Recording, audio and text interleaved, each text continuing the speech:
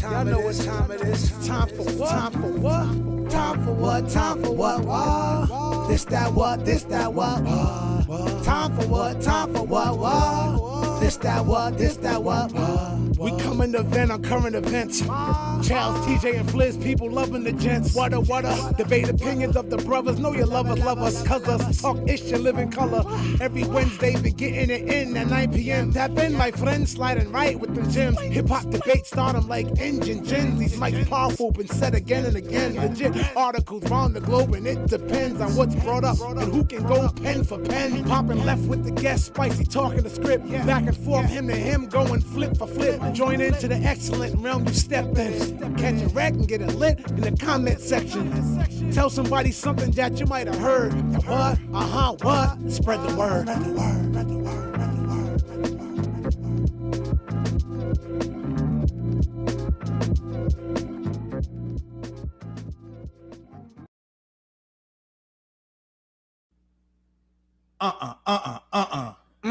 Y'all know what it is. We back again. The Yes, what, sir. jigga, what, jigga, what, jigga, What? My name is Charles Brown. Right next to me is. An artist named Fliz. Right next to him is. TJ Source was We are popping. the What Show, and we are here once again. If you can hear us, let us know in the chat that you rocking with us.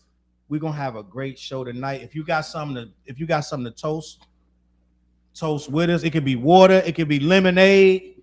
I most certainly am not drinking lemonade, but if you got some water, lemonade, whatever you want to drink, some screwball. We ain't got the screwball tonight. What's this, TJ? This the Don Julio 1942. Oh, that's smooth.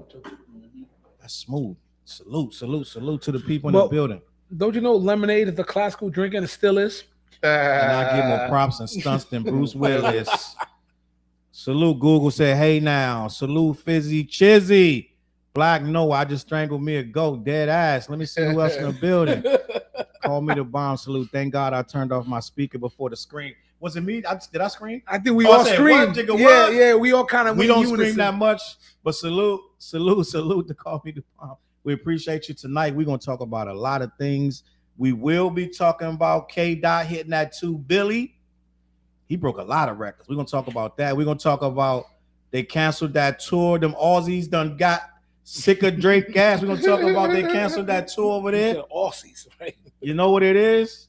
Salute. Let me see who else in the building. We're gonna talk about there's the 2 biggest rap CEOs in the history of rap. Suge Knight and P. Diddy are both incarcerated. Somebody put that on Twitter. I was like, wow. That's crazy, right? That's crazy. And the artists that they had are both dead. So we're gonna talk about that. Lil Baby allegedly did a video, a music video in his ops neighborhood, and 2 teenagers got murdered behind that. We're gonna talk about that. And the cops are looking for him. Allegedly, all this is alleged. There's a lot of stuff going on, gang. Let me see. Mary Brown said, have a great show, fellas.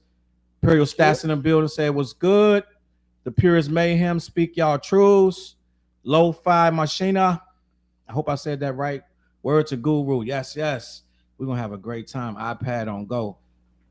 My Bad Bakery. We're going to have a great time. Make sure that y'all is rocking with us as long as you can. We're going to go at least 55 minutes. No, we're going to be here. We're going to be here, man. Salute.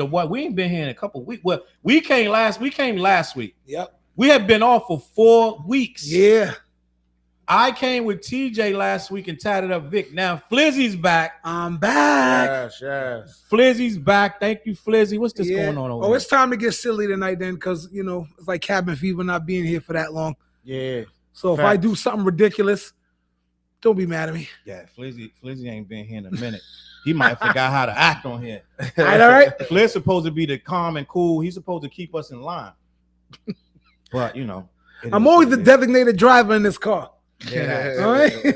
So do y'all know that there has only been one person in 2025? As a matter of fact, let me get this right before I say these stats about K Dot, my guy. Listen, a lot of people don't want to hear this, Eve. I want to talk about this. I want to talk about your boy. Let me get this picture up here. This guy right here just hit 2 billion. 2 billion streams, Fliz. Yeah. That's unheard of for a rapper. It's a lot of rappers that haven't done that. think after that Super Bowl thing, everybody's talking about him all the time. Yep. You know. There he is. And let me talk about him. Let me see. Let me bring this up. GNX billion. He got 2 billion streams. Two B's? 2 B's. That's crazy, yo. Kendrick Lamar's album GNX had 379.72 million on-demand streams in its first week. That's crazy. Let me see something. I want to pull this up so we can have this conversation. Kendrick Lamar's GNX is the fastest rap album to 2 billion streams. K. Lamar just did the unthinkable. His latest album, GNX, has completely taken over the streaming world, smashing 2 billion Spotify streams in just 96 days. Fliz, that is a world record. That Congratulations, has not bro. been done ever. Congrats. That makes it the fastest rap album of the 2020s to hit the milestone, outpacing Travis Scott's Utopia and proving once again that Kendrick is operating on a different level. And see, a lot of people can say it's the Super Bowl, which it is, but it's also this guy's on fire. And the album is pretty damn good, Flizzy. Yep. Yeah, no, the album's smooth, yo. I'm just going to be honest with you. I like the album. It said, that's just the beginning. GNX isn't just performing well, it's dominating. The album has locked in number one spots on the Billboard charts in both the US and the UK, showing no signs of slowing down. It's 13 weeks later, Fliz. The Super Bowl been over. Right? Now, your boy did come and get that number one spot last week. No, this week, actually. Drake got the number one spot for Some Sexy Songs for You.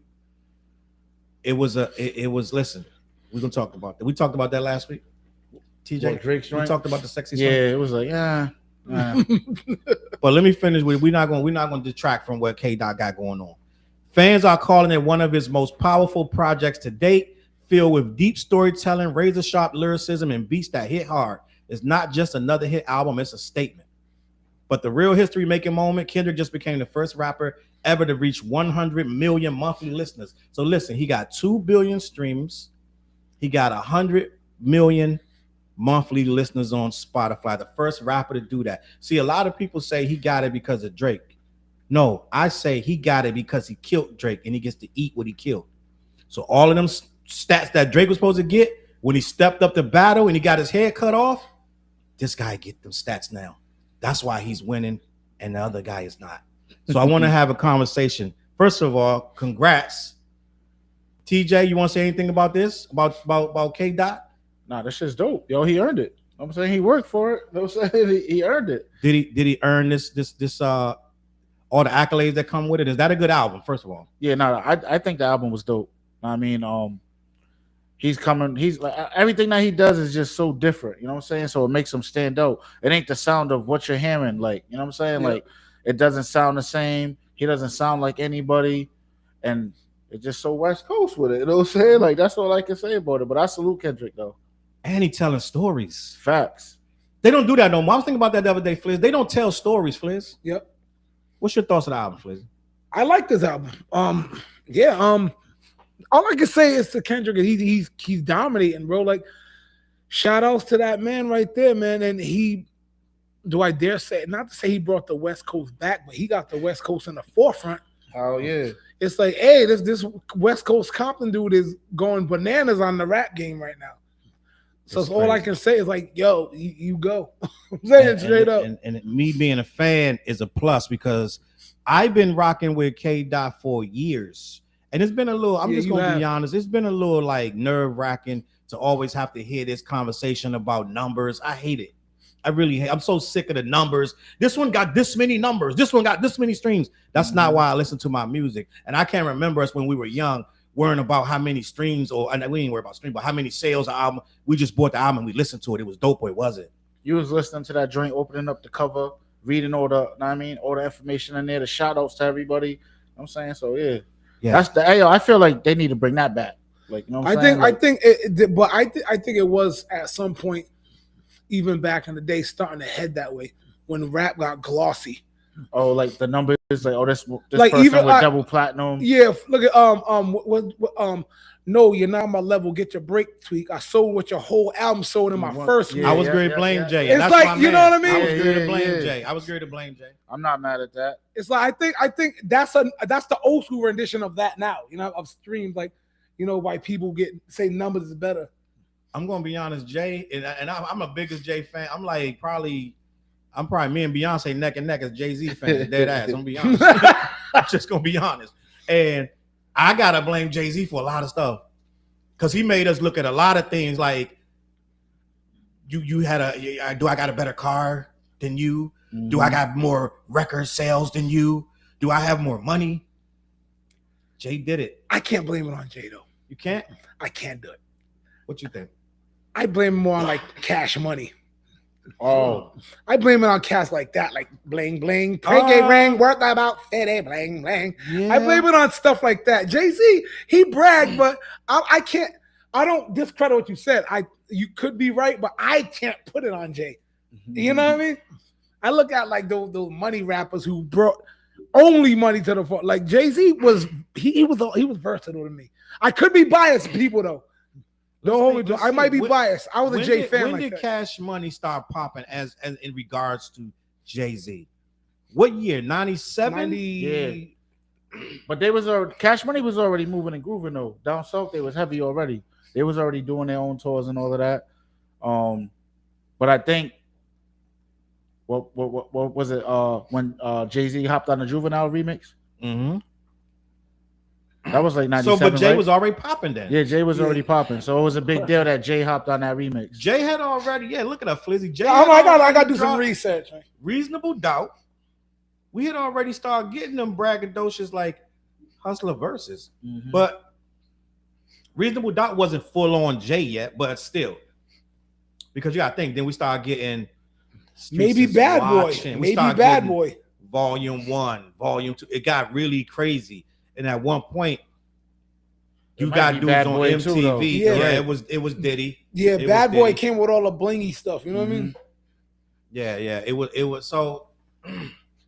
Matter of fact, because remember, when Wu-Tang dropped their double CD, the second one, their mantra was "We're coming to save hip hop." That was '97 because they were trying to snatch it back from Bad Boy. That's right. So you're talking about Triumph, the double CD. Yeah, Wu-Tang Forever. Sorry, Wu-Tang Forever. Yeah, Wu-Tang Forever. So and Imperial Stats is right. Somebody said that. Yep. 50 Cent. So 50 Cent was the one because 50 Cent the one that went nose to nose with Kanye. I'm gonna beat you first week sales. He lost though. He did lose. I was rooting for Kanye. But he did $1 million the first week.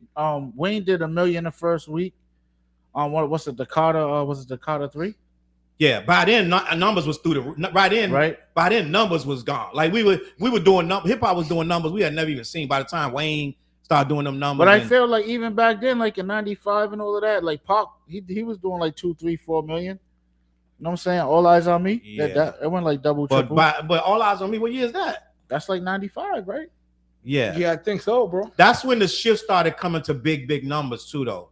So between I want to say. We really started seeing. So first people really doing numbers was NWA. Mm-hmm. NWA was the first rappers really. You've had platinum plaques before that, but NWA was really doing double, triple platinum. Yeah, they was doing numbers back then. So I don't know. I think I don't know who to blame for this, but I think it was a slow. Labels was the only ones really worrying about numbers, gang. Yeah, labels. So we adopted a label artists was cool. Artists was cool with going gold.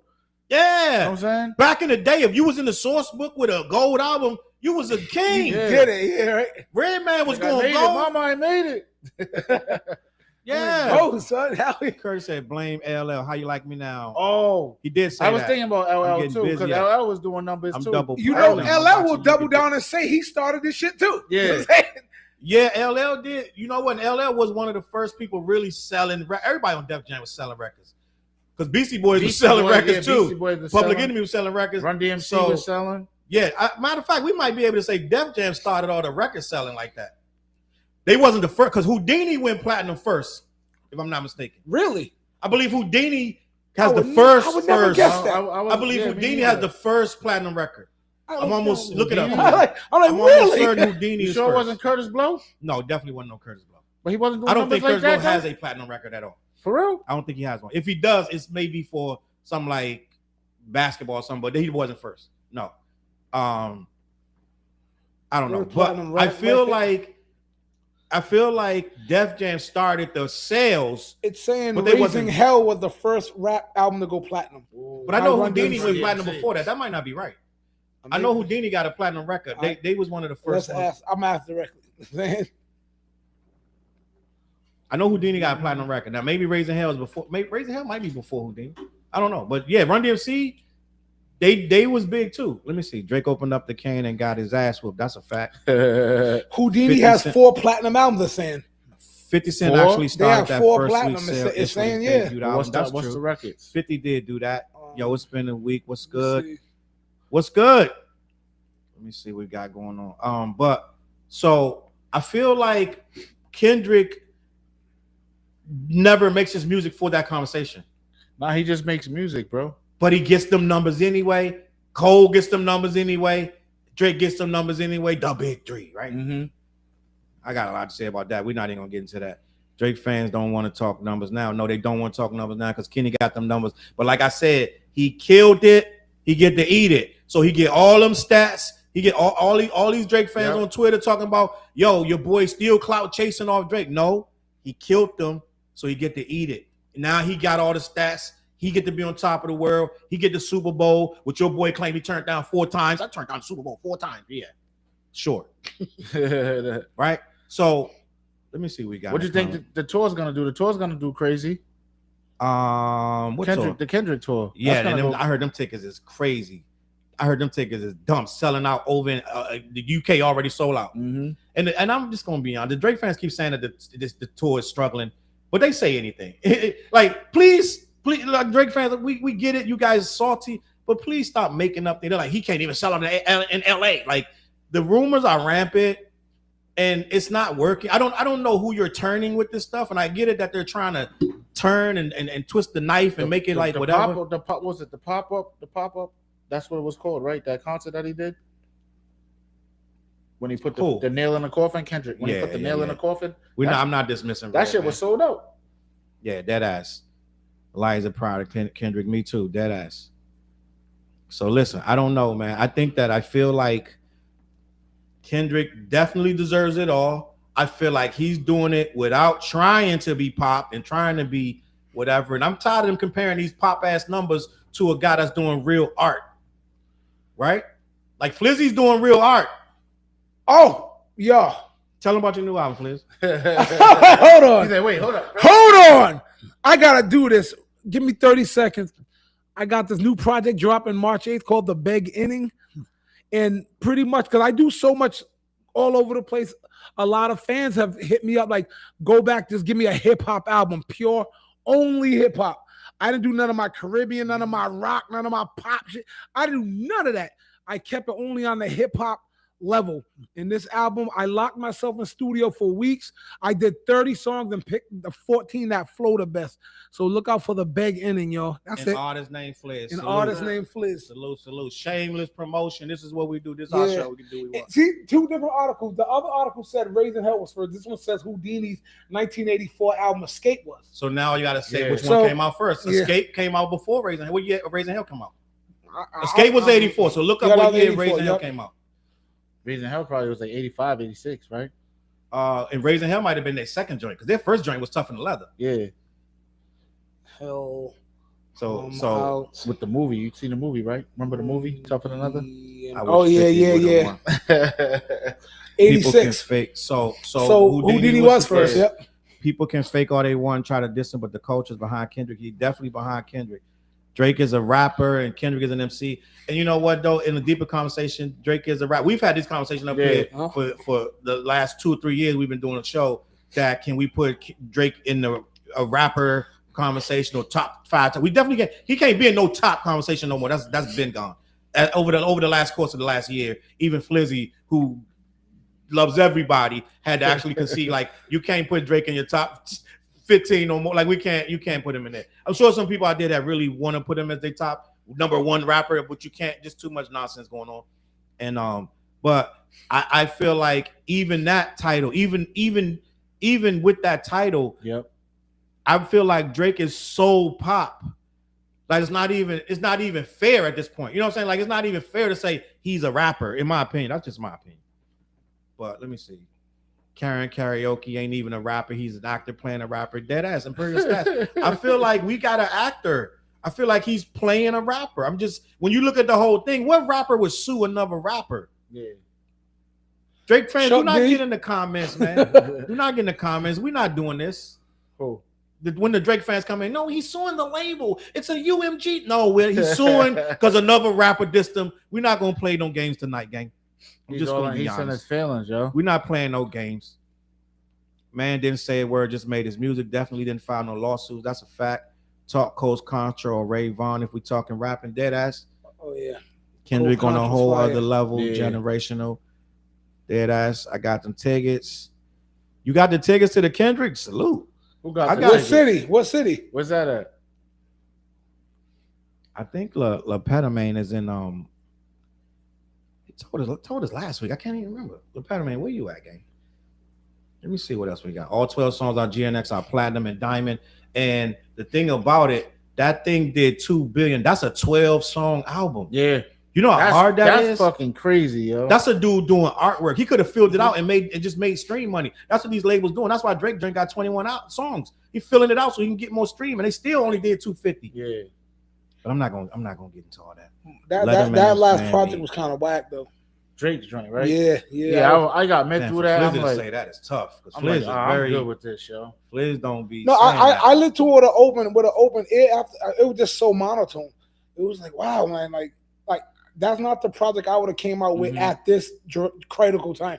My bad. At this critical time in his career, I would not have dropped that one. Hard, I would have dropped something that's so crazy. You know what I mean? I don't know if he got it in him, and you gotta think. I this is a room I got in my comments. Somebody said Drake's so paranoid, he's not accepting the writers into the studio that he usually get. He said he's so paranoid that, you know how this boy said OVO's working for me. Wouldn't that make you paranoid? I heard that the dude's so paranoid, he trying to write that stuff himself. And he rushing through it. You gotta think that album is that. First of all, that album probably was a lot of old stuff. That's what I was thinking too. I think it's like songs that didn't make albums. And songs that didn't make albums, and he threw verse on them. And they're not even verses like that. They just like throwing together, like, you know what I'm saying? Whatever. I don't know. That's like sitting with my uncle. Just like sitting with my uncle's dead ass, the doomer in the building. Salute. We're gonna talk about Lil Baby. Lil Baby also had the #1 spot and fell off after that week. I don't care about that, what it goes after 1 week. Veronica in the building. Only one not gold is GMX. Only one not gold is GNX song. I don't know what Veronica means by that. The only one song on the album that singly isn't platinum, she's saying, I think is that song. You know? Okay. Meet the Grams. I just realized there's a Graham. I actually like Larry Graham. He played bass for the Sliders. That has Golden Graham Crackers, Grandma, all that Graham, man. Yeah, that.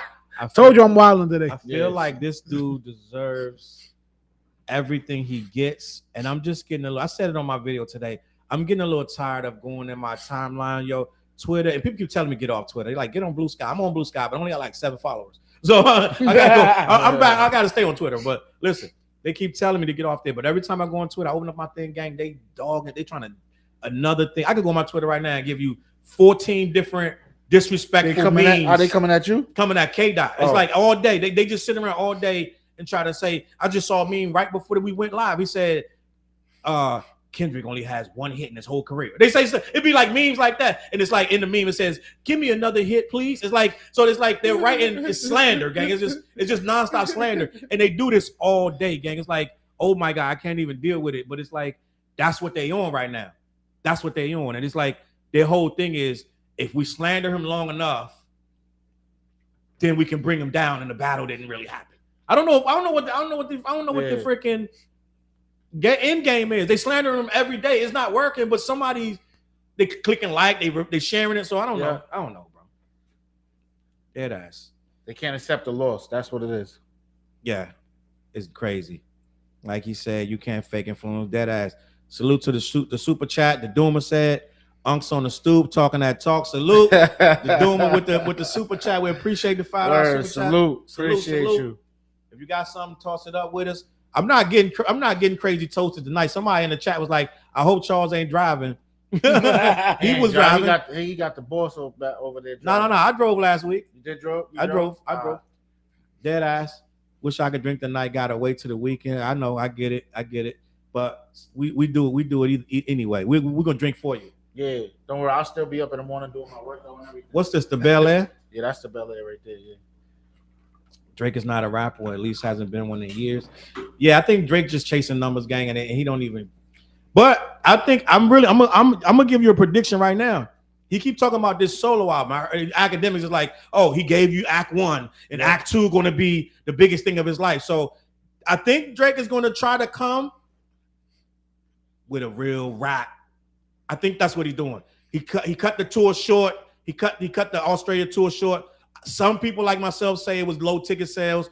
His team is saying it's a scheduling conflict. How do you have a scheduling conflict this late in the game? Yeah, okay. You already got the tour book. It don't make sense. Yeah, but I believe it's low ticket sales. But the real thing is they're saying that he's stepping back either way because for one he really tired and he might got a stomach bug. But they saying that he really hitting the studio. That's why he's leaving the tour to go to hit the studio to do something to finish up this solo record that he got. And I guarantee it's gonna be 1,000 subs on that bitch. I want to take a poll right now, gang, since we here talking. Drake drops this solo record and he's subbing Kenny 15 times. Mm-hmm. Do you respect it, TJ? Nah, hey yo, somebody just said Ja Rule took his L with grace. Know what I'm saying? Drake ain't taking his L with grace, bro. He should just, he should just move on. Yeah, he didn't take his L with grace. He should just move on, make music, and keep it moving. To him, you're right. We do need a mod. Because all he's gonna do is keep making himself look worse than what he's looking right now. Yeah, and I'm gonna get somebody to be a mod. If they want to be a mod, hit me up. We're gonna talk because you can do a mod from your house all the way and wherever you live. Mm-hmm. I can have 2 or 3 do it last week. Dead ass. Is that the same person that said they wanted to do it last week? I'm not sure. The pedal man, the lyricism is back. I'm glad for that. Flizzy, what up? Drake drops the Drake Chronicles, whatever it's gonna be called, right? My solo ambition, whatever it's gonna be called, right? And he's subbing, he just nutting, going crazy, subbing K Dot all over the album, which we already know is gonna happen. Do you respect it? I know I'm not gonna. What if it's hard though? No, I'm not gonna. At this point, I don't want to hear either one of them going back and forth anymore. That's just to be honest. I'm not gonna. If Drake comes out and I won't mind if he addresses it in a way of I took my loss or I took a loss and blah blah blah. But if he disses, I'm not gonna like that. Keep this. I don't want to hear this. I feel like he's the type that's not gonna just let it go. He's not gonna move on from it. He went this long trying to say I didn't lose or trying to ignore the fact that he lost. He is not gonna acknowledge that. Mm-hmm. Or he gonna flip it where that you think he lost. Mm-hmm. Like he keeps saying, they think I'm dead. Like he came out with the jacket with the holes in and the smoke coming out. Yeah. The like I like to say, the dry ice coming out the jacket. Yeah, I saw that. Yeah. They shot me up, and people was in the comments like, "Damn, every bullet hit you, bro! Like you got hit with every bullet, gang." So he was trying. Even at his show, he got that whole shit where he breaks down and then they start shooting shots or whatever. I was seeing a little clip. I'm like, come on, man. Like you bugging right now. He's trying to be like Luke Cage in a sense where he's bulletproof. Like you keep shooting, but nothing penetrating. But some of them bullets penetrated on him. Yeah, gang. Penetrated his soul, his mind. But you know that album coming, and it's gonna be. I feel it. I'm just gonna do a prediction. No less than 15 joints. Half of it he rapping, rapping. But then again, I've thought that before, and he never done that. We've never got a half rap out. Never. Correct me if I'm wrong. Have we ever got a half and half rap from this guy? I don't think that's ever happened. No, I don't think so neither. So, I don't know, man. I don't know. I think that if it come out and it's hard, his fans gonna nut up. But I don't think there's nothing. I don't really think there's nothing he can do. What can he do, Fliz, to regain the status where people are back putting him in the conversation. Is he ever going to be in the conversation? He gotta again? stop. He gotta drop some. He gotta drop something. No, like he crazy, gotta. yo. I'll be honest about that. He gotta not worry about being in the conversation. He's gotta make music. He make music. Forget about you took the loss. Don't mention Kendrick or anything Kendrick like. Don't mention anything. Don't even throw a jab at, let's say, Serena for being on the stage. Mm-hmm. Don't throw them backhanded shots either. Oh, you know that's coming. Rap, bro. Just rap or sing. Do what you do, stay in your lane. Don't worry about the hip hop conversation because I think that ship is sailed. Music. I think that ship is sailed for you being. I don't see him trying to be the GOAT or whatever. You know what I mean? Anymore. I think his job should be, I'm about to just do what I do, make some money, make his version of what he thinks is good. Because I don't. First of all, let me put something out there. I'm not a Drake hater. I listen to Drake. You know what I mean? I want to put that out, but he lost, and it's like that ship is sailed for you to be the hip hop cultural icon, be a music icon. Yeah. And he didn't respond well to the loss. Yeah, he took that really, really bad, and I was like, bro, you just took a couple think steps. He should just shut down everything, like no social media, no nothing. Just go in the studio and focus on the music. But you know what that would take, TJ? To humble yourself, and he's not going to humble himself. That's what K-Dot was saying. It's smoke some ayahuasca or whatever. You know what I'm saying? Take some ayahuasca, whatever, and humble yourself. He's not trying to do that. So it's like until he humbled himself, and everybody was mad at Ebro for saying that he got it. You know what I'm saying? Just he called him a virus or something. Like it was crazy. He called him like a virus in rap. It was like he went a little far, but it is what it is. He's like, bro, you're not humbling yourself. And you know who and I could be wrong, correct me if I'm wrong, who's a great what do you call evidence that if you fall back things will die down? Fat Joe. Fat Joe was on 10 interviews a day ever since his drama. No one's heard no interviews, and he died down. Yeah, they can't swing if they can't hit. Yeah. They can't see. You can't get hit. You know who else? You know who else did that too? J. Cole. When J. Cole apologized and everybody was on him like me, he fell back. Yep. And he disappeared. Now let it die. Yeah. He let it die. He didn't do himself no favors by dropping Port Antonio because that was a bad look to me. And quite a other few, it was like a Drake love letter, so it kind of opened up the wound back up, and people was like all mad all over again, including myself. I hated that song. But let me get Drent said Flares don't respond to messages. He's too busy watching Luka prepare for a calf strain. What's that about? I'm a Celtics fan. I don't know because Luka's on the Lakers, ain't he? Yeah. Dead ass. People be so pressed that anyone K-Dot. But what up, Drent? Drent in the building. Salute. Drake fans lie in the same vein as babies who need pacifiers. That's a fact. They yeah. You know what? I ain't trying to be disrespectful, but they be like really like on some wham. I'm just gonna be honest, gang. Like that's right. That's how he took it. He's crying like a crybaby. Dead ass. But you know what? They still got a million excuses for him. They happy about this number one. I feel like the dude only win number one. There's some sexy songs for you. Only win number one because nothing was. They played this shit so smart, Fliz. They put it out when nothing was out. Mm-hmm. Nothing. The slightest thing. The slightest thing that would have came out. Number move. That joint wouldn't. Yeah. That joint barely beat Kendrick, and that was 13 years old. They put it out the perfect, like Valentine's Day. No one drops on Valentine's. Even Keith Sweat don't drop no Valentine's. We're gonna drop on Valentine's. There's gonna be a ghost town. We can put it out right there. Guaranteed number one. Now none of the songs are number one. How you got a number one album? Songs are number 28, 29, 37, 44. No one wants that. No one wants none of them songs. Everyone's all set with them, but you can't tell Drake fans that. And I know we beating Drake fans like a horse tonight, but this is just a conversation, gang. Don't take it personal. We just talking. But Drake fans, just gonna be honest, I know y'all loving this album because you have no choice, and they streamed it a lot. Fliz, they go to sleep. They take their phone and just put the joint on loop and go to sleep. They put it under the pillow like this.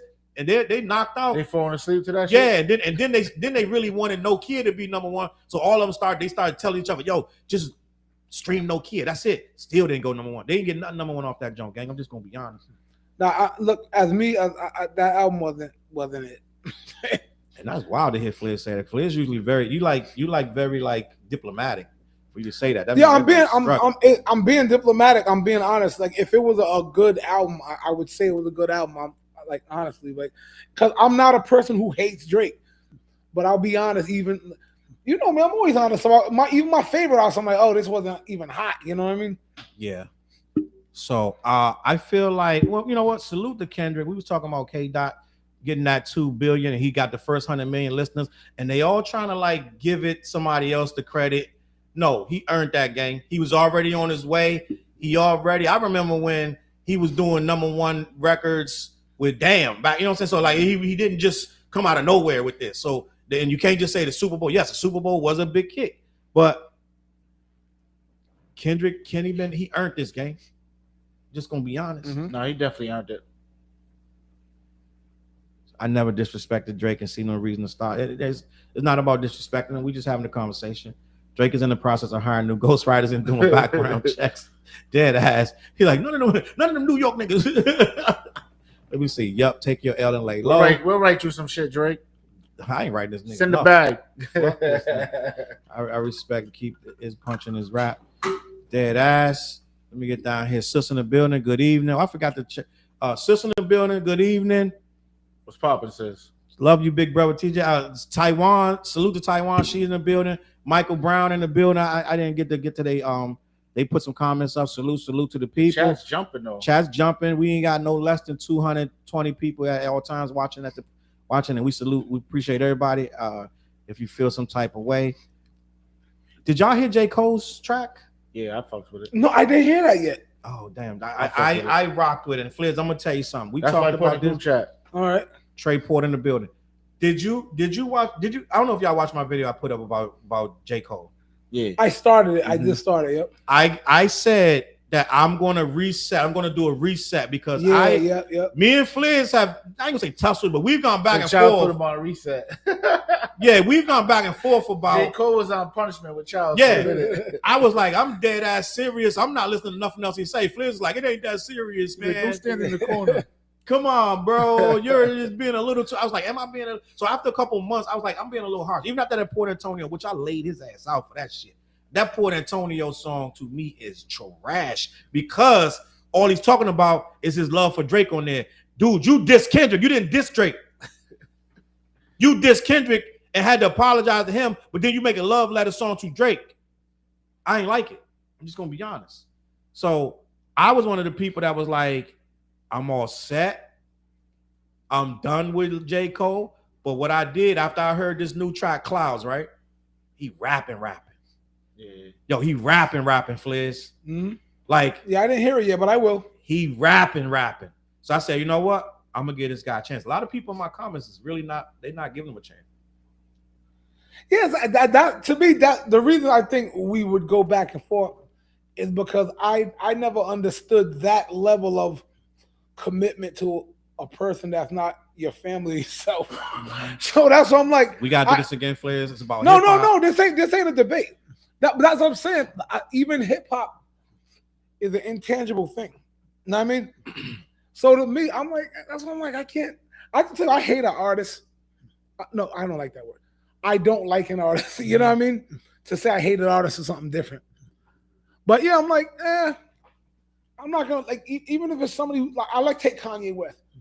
I'm not like a Kanye West fan of a person. Mm-hmm. All the swastika stuff. Yeah, like Kanye to me is like, oh God, he bothers me. He lost himself. His antics bother me. He really lost himself, yo. Kanye is the worst person on the face of earth right now. But it's like to me, I'm like, I'm not gonna like totally you can separate the music from the person. Yeah, I'll admit, like, oh, Kanye drops on a banger. You know what I mean?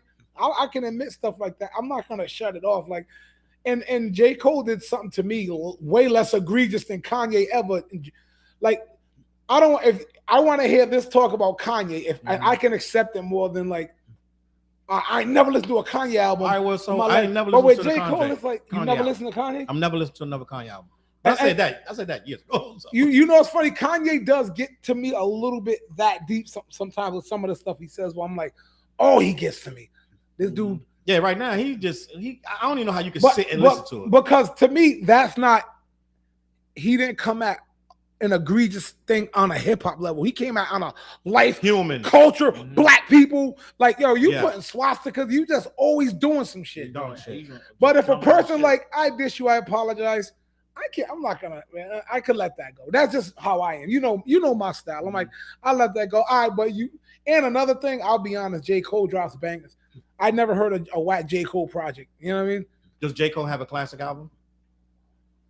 Oh shit, this is a universal question. That's tough, right and there. a lot of and by you saying that means he has bangers. Man. I haven't heard no one. Very few people say J. Cole has a classic album. Let me get to the super chat. That's salute to Dre in the building for the $9.99 super chat. Yeah, we appreciate you. Salute. Clouds by J. Cole, a metaphor about how he could have won the battle with Kenny. How Kenny started wearing chains and did the battle for money and is greedy, but the labels don't care about them. Metaphorical. I didn't get that. I didn't get that from that. I don't know if anybody got that. Dre, you might be onto something. I don't know because when I listened to it, I didn't get no. To it again, tell you. I listened to it several times. I didn't get no Kenny meta. I got a little bit of Kenny in there, but he was saying some stuff in there that some people got a problem with. Like I'm turning MCs into martyrs. Mm-hmm. Like yo, you know what I'm saying? Like some people's like yo, champ, chill. I don't think you could be a good MC without saying something a little bit aggressive. But some people don't want to hear nothing aggressive from J. Cole anymore. Salute to Dre in the building with the super chat. We appreciate you. So I think that he's going to have a tough time, but he rapping on Clouds. I like the beat, but Fliz, I'm going to tell you, prepare yourself because I heard a snippet. I think Kanye could come back with old school soulful samples on this next project, and that's going to be tough to not listen to. Oh, yeah, I'm going to hear it. I know I am. His daughter's about to drop an album. Kanye's daughter? Yeah, and I seen something that he said, I guess is by recording her album inspired him. Because I guess the stuff that she wanted to use, like sample wise and stuff like that. Okay. So Kanye's a bitch ass nigga. And you know what? I'm not gonna sit and listen to Kanye ever again. Because I gotta look myself in the mirror, gang. Like I'm gonna sit and listen to this bitch ass. I know shit that he's saying on there. If I have the shit he didn't write, don't believe it, he a suck ass nigga. Like, why would I listen to this bullshit? You know what I'm saying? Like, I can't listen to somebody that's super like you're online talking about you love Hitler, gang. Like, why would I listen to your music? Like, make it make sense. Like, I'm not listening to that bullshit. True story, that's true. I'm not listening to that. You got swastika t-shirts, gang. Like, I'm black, gang. That's very important. That's very serious to me, gang. Like, I'm not listening to that bullshit. I don't give a fuck what you do. The only way I would listen to Kanye, and I probably wouldn't, even if Jay-Z get on the job, I probably listen to Jay verse, cut the shit off. I'm not fucking with Kanye. I'm I'm good. Yeah, but you've been saying that, though. I've been saying that for years. But at this point, like, why would I listen to you, gang? Like, you don't make no sense. Free Diddy and all this silly shit. Like, you just saying anything, gang. Like, I'm good. Yeah, his wife naked and shit, looking like a sausage. When I seen that shit, I'm like, yo, this fuck's wrong with this nigga's a pimp right now, gang. I'm like, I'm off that, dog. You got the bitch now. He got her walking through the Grammys with a mink coat on. And then when they get to the middle, then he make her drop it. They was arguing about it. Like, dude, like she didn't want to drop the shit. He made her. Yeah, like that's some pimp shit, gang. I'm good. Yeah, but he got some tyrannical shit like that. Yeah, he made her. Like they was talking about it. Like he was saying whatever, we couldn't hear whatever, but he was saying shit to her, and then she finally dropped the coat or whatever. But it's just like he's doing all that shit just for what, the next conversation the next day. Like, come on, man. Yeah, something's off with your guys' brain right there, man. Like, this like even and respectfully, I'm gonna say, like, even like he couldn't do that with Kim. Like Kim wouldn't do that.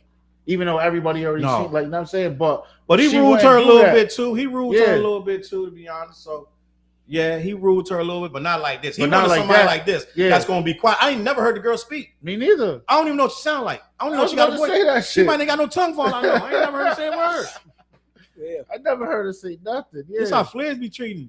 This how Flares be treating wifey. Now you know she be in a group chat like, yo, don't even like that. Take it off. Don't say nothing. Don't say nothing. Shut your mouth. Open your mouth. Like what? I know. Hop on one foot. Bark like a dog. A very big dog. Make a noise like it ain't nothing. Yeah, so listen, there's so much to talk about. It's a lot going on in the chat. So I'm gonna have to skip through. It's a lot going on. 1982, Aries baby, how you gonna be subbing and suing at the same time? Yeah, it's gonna be tough. Yeah, I don't respect the suing. I don't respect the apologizing, apologizing and deleting. I'll never respect that, and I don't respect the dudes that's selling swastika shirts. I'm just gonna be honest. So that's 3 right there. Our legends is cooked right now. Like. Our legends cook right now, gang. Only a couple of them. Well, no, we still got some legends. Like Nas. We still got Nas. We still got Rakim. We still got KRS-One, even though KRS-One not making the music like he used to. That I thought he supposed to be. He not on the level of what you thought he would be. What he should be, in my opinion. But yeah, it's a lot going on. Academics doesn't know music. Dead ass. That's a fact. Broderick. I'm sorry. Nokia on the Nokia Canadian. So yeah, it is what it is. It's a lot going on. I'm gonna have to scroll through here. Nisha's been in the building. Salute, Nish. Hey, Nish. Wagwan, Nish. She said I'm back up. Nish she woke was up asleep when I left the crib. Salute. Monica Northington said, "Good evening, King. We appreciate you, Monica, for checking in." Hoyt Street E. I don't respect it because he said he was done on the Hot Pot 6. He should have been done on the Hot Pot 6, but he came back because he's a narcissist, gang, and he can't not. That's a fact. You know what I'm saying? He can't not just participate or be the center of attention. He's not as bad as Kanye. Kanye does everything to be the center of attention. Just gonna be honest. Let me see. Everything about some sexy songs for you feels like a parody. That is a fact. Yeah, yo, it's like I don't hear no growth in Drake. Like on anything. No, there's no growth. Like that's kind of what I think it is. It's like his 15-year run. It's like there's no growth at all. It's like most artists I've rocked with for that long. You grew. They grew with us. Yeah. Because if we started young, our maturity grew together. You know, but you know, it seemed like his maturity level as far as music stayed right there, and maybe that's because as he gets older, he gets writers in this age bracket. I'm just guessing that. Oh, and I'm going to be another. I'm going to make another point of honesty. To make hit records, not even Beetlejuice can help over. Dead ass. To make hit records, you need younger fans because younger people will sit up and stream stuff on repeat. So you need to appeal to a younger mentality. Drake is 37 and he makes music for like 24-year-olds. I'm just gonna be honest. So you got to make stuff that's gonna appeal because somebody our age is not gonna sit there all night and be streaming you over and over. We got to go to work in the morning. We got kids. We ain't got time for all that shit. But somebody that's young that ain't got nothing to do. They drinking Mad Dog 2020. It's a Mad Dog. You know what I'm Mad Dog. You know he's showing age. Mad Dog. They drinking Four Loko. He said Mad. He said the whole college dorm is going off Mad Dog. And Is that still a thing? I don't even know. I've never heard nobody talk about Mad Dog anymore. No, Mad Dog they still sell Mad That's still a thing? But it ain't as hard as like Mad Dog ain't as hard as it used to be. Mad Dog used to be on they watered it down. Yeah, no, they watered it down. They make it so these little white kids don't die, gang. Listen, they gotta keep it. Yo, listen, we want y'all to live. Like Ice-T said back in the day, put down the guns. We want y'all to live. Kanye mix it with a little bit of Zima to lighten it up. Yeah, that's. So I think he's making music for a younger crowd. So you can't grow when you're stuck with a crowd you're trying to please that are younger than the people growing up with you. I'm sure his core fans that really started with him have a lot more going on in their lives than what he's rapping about and talking about. That's what I'm saying. Like, there's no growth, like life-wise, respectfully. Like, know what I mean? Like, you see, like Kendrick, these guys that get married, J. Cole, like, know what I mean? Like, so their music is different. They're talking about different topics and different subjects. You know what I'm saying? Imperial Stat said Cole got no classics. Only his super fans say Forest Hill. Forest Hill would probably be his Sistine Chapel of albums. But I'm gonna be honest, I don't think J. Cole has a classic album. That's what I'm saying. I'm not gonna say definitively he has one, but that's why I was like, oh, I don't know. You know what I mean? But I'll say his albums are good. I mean, that's but not every rapper has a classic album. No, that's a fact. That's why a classic album is difficult to achieve. Yeah, it's hard. That's like, not everybody can do that. Black Juice said Grippy. Y'all remember that? No, what's a Grippy? J. Cole did that feature Grippy with that young rap. I don't remember that. I thought he was talking about some kind of a liquor from the 90s. I was like, what's a Grippy? I remember Grippy. That shows you that you know what I'm saying, that you didn't need to hear it because that's how bad that. I know, right? I guess. Yeah, J. Cole made a mistake with that. That was crazy. Let me see. Rapping is nice. I can rap too. Just playing. Salute Ayana in the building. Let me see. I'm just not giving J. Cole a chance. He apologized for a diss track, but then made another song explaining the apology and saying, "Nah, I dropped out of the battle, but I would have won." It's a lot going on with Cole. I got a whole video about Cole, and I feel like J. Cole flip-flopped and did a lot of stuff. I feel like if you really pay attention to Cole will do this, and then when the heat comes, he'll change. So the apology is years in the making. Cole, when he made False Prophets and he clearly dissed Kanye on False Prophets. When they pressed him about it, he said it wasn't about Kanye. You clearly talking about Kanye. Clearly. Everybody and their mama knows you're talking about So Kanye. it's like you're not manning up on what you're talking about. Yes, he's done that mad time. He dissed the SoundCloud. You little SoundCloud rappers. Da, da, da. Then when the SoundCloud rappers got mad, he was like, no, I'm not dissing you. Then he went and started trying to be cool with Lil Pump and Lil Yachty. And he's, you know what I'm saying? So then he started being friends with the SoundCloud rapper. So it's like, he doesn't, we applauded the line when he said, all the little rappers, the first week rappers. Da, so da, da. it's like you say you got to stand on You it. say it, you're pandering to us, the ones that want to hear that, the backpack rappers like me. We want to hear you say this stuff. You want to diss the SoundCloud rappers and the mumble rappers, but then after you do it next week, you pandering to them, saying, "Nah, I wouldn't talk about you. We good." And he did that a lot of times. So him dissing Kendrick and then coming back saying, "No, I'm good. It's par for the course. It's just how it is with J. Cole. It is what it is." A guy as a YouTuber named Deleted that did a whole video about it, and it was very interesting. It is what it is. Drake stands are psycho. That's dead ass. They make fake accounts pretending to be women. That's a fact. I've seen the same comment from two or three different accounts. So you know it's the same person. He'll copy and paste it, change the account and just paste it again and change the account, paste it again. So they sit there and do some wild stuff. Damn, if someone does do that, that's a lot of energy right there. Yeah, I mean it's real out here, gang. Like these guys really serious about this. Let me see. I don't know. Kanye has a Kevin Durant in the game. No, Kanye doesn't have a good album in him, but people still listen to him. And this one right here. Oh, you mean from here on he don't have one? That's what nondescript is saying. I feel like this one's going to separate the people. I know Flares just listens to music. You probably gonna listen to whatever Kanye drops. I listen to I'm talking about beyond hip hop. I love music, bro. I put on you can love all music kinds and of not stuff. listen to the new Kanye. Flares. I'll say this. I'm going to listen to it, and then he'll be in the group chat like, all right, here's what I think. You know what I'm saying? Like I'm going to listen to it. That's just how I am. You know what I mean? Me personally, I gotta to listen to you. I gotta jive with you. And I know it sounds crazy because a lot of times when you first hear a rapper or whoever, an artist, singer, you don't know that person from Hole in the Wall. Mm-hmm. So you're just meeting them for the first time, like Tyler, the little South African girl. I love her music. I don't know her from Hole in the Wall, but I love her music, right? So it's like, all right, let me listen to this and let it blah, blah, blah. It's a lot of Afro beats artists I've been listening to and different things of that nature. I don't know from Hole in the Wall, so I'm just listening to your song. But once I get to know who you are, and you're on your third and fourth album, and I start to relate to you, and I start seeing your interviews, I start feeling like I like you, then I'm connecting with you. Now I'm looking at you as the person. And once you change my opinion about the person you are, that's when it's going to change my opinion about your music. Mm-hmm.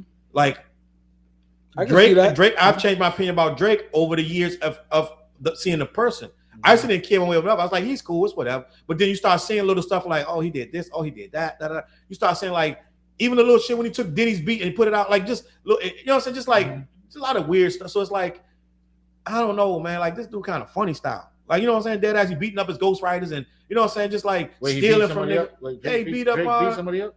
Well, he beat up more than one of his ghostwriters. Wait, he actually he ain't do it, but he had a security dude. Oh, so what's the dude that did all his ghostwriting? Whatever his name is.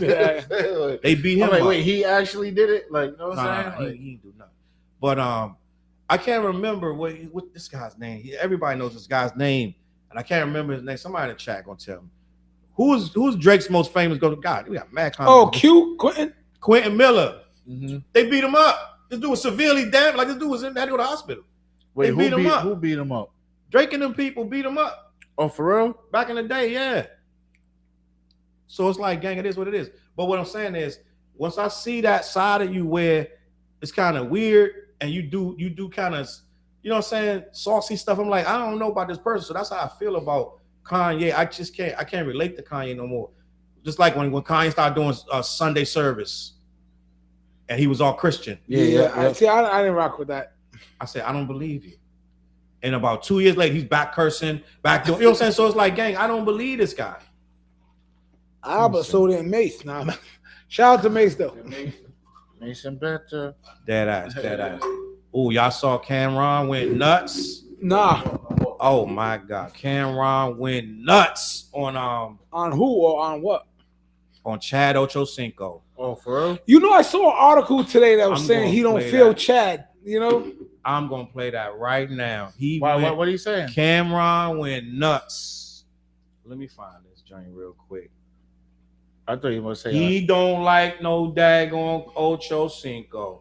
And I'm gonna let him explain it. We're gonna talk about this right now. Rips Ocho Cinco.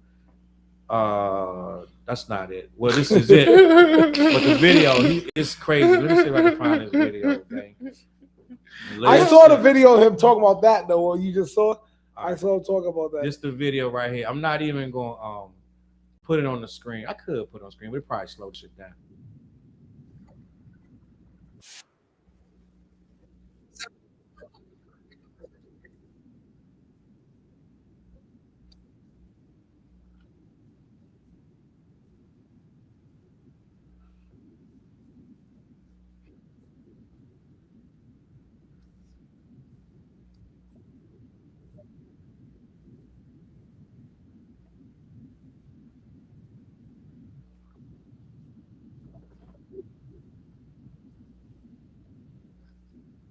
This ain't what.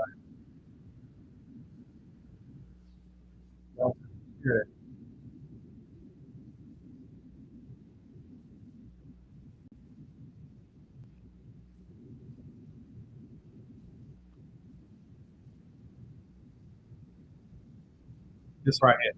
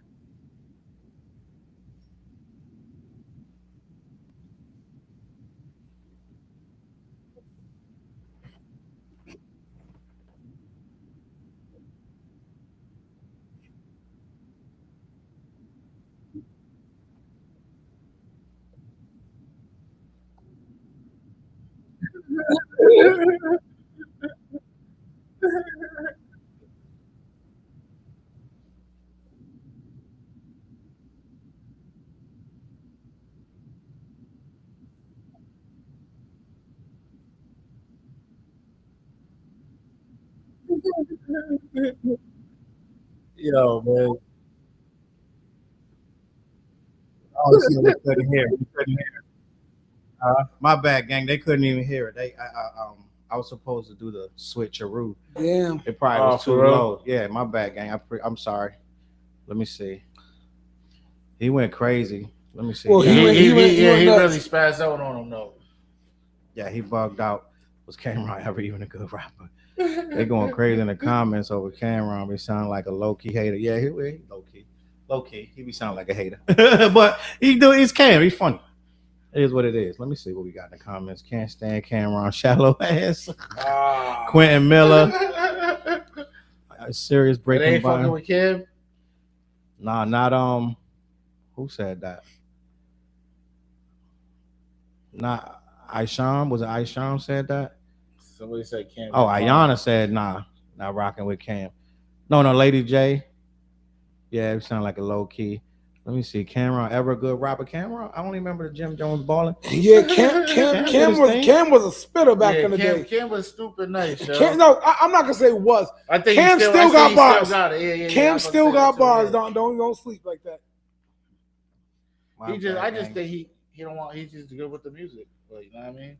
Yeah, that was my bad, gang. They said no sound. Can y'all hear us now? Hold on, let me see.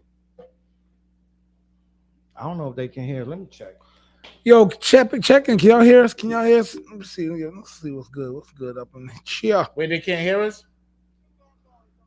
No, it's playing. It's playing. Yeah, because I just played. Are they talking about no sound on the Cam joint? Yeah, when there was on the video. Okay. Listen, my bad. Killer Cam. My bad. Yeah, Killer Cam. He still got bars, bro. I know, like 50 made it like clowning with that Louis Chewy, Laffy Taffy, Gooby Goo. You know, cats like be getting them on for stuff like that. But now when Cam goes, he decides I'm gonna verse this down. He'll verse it down. I want to talk about. It's some wild shit going on. I gotta talk about a bunch the computers Putin type stuff. You know what I mean? I want to talk about a bunch of things, gang. I said earlier I wanted to talk about this right here.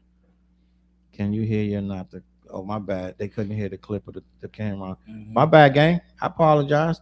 I want to talk about these two guys right here. Snoop and Suge Knight. They back at it again. They pissed off. They got beef. Snoop ain't on my Snoop. I'm not really good with Snoop right now, to be honest with you. Yo, Nisha was just saying that. I'm a little not earlier, happy she with was Snoop. Just saying that. But do you know what's going on with Snoop, Flizzy? Anything? Why I don't know why they beefing again, but they had beef for 20 years. Yeah, but they had tried to play nice when Snoop bought that Death Row catalog. Mm-hmm. Okay. So they tried to play nice for a little bit. But it's crazy because someone said online today that Suge Knight and Diddy were the biggest moguls in the 90s in hip hop, and now they both in prison or jail. Crazy, right? It's the craziest thing ever. But Suge Knight has a podcast, and he's been talking real reckless lately. He's saying that, which I don't know if this is true. And I want to get you guys' opinion on it. Would you forgive Snoop if what Suge Knight is saying is true, that Snoop is actively trying to get bail for Keefe D, who's in jail for murdering Tupac? Why would he do that? But Suge made a lot of points though.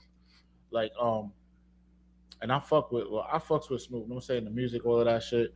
But Suge was making some points, and I'm like, damn, he's right though.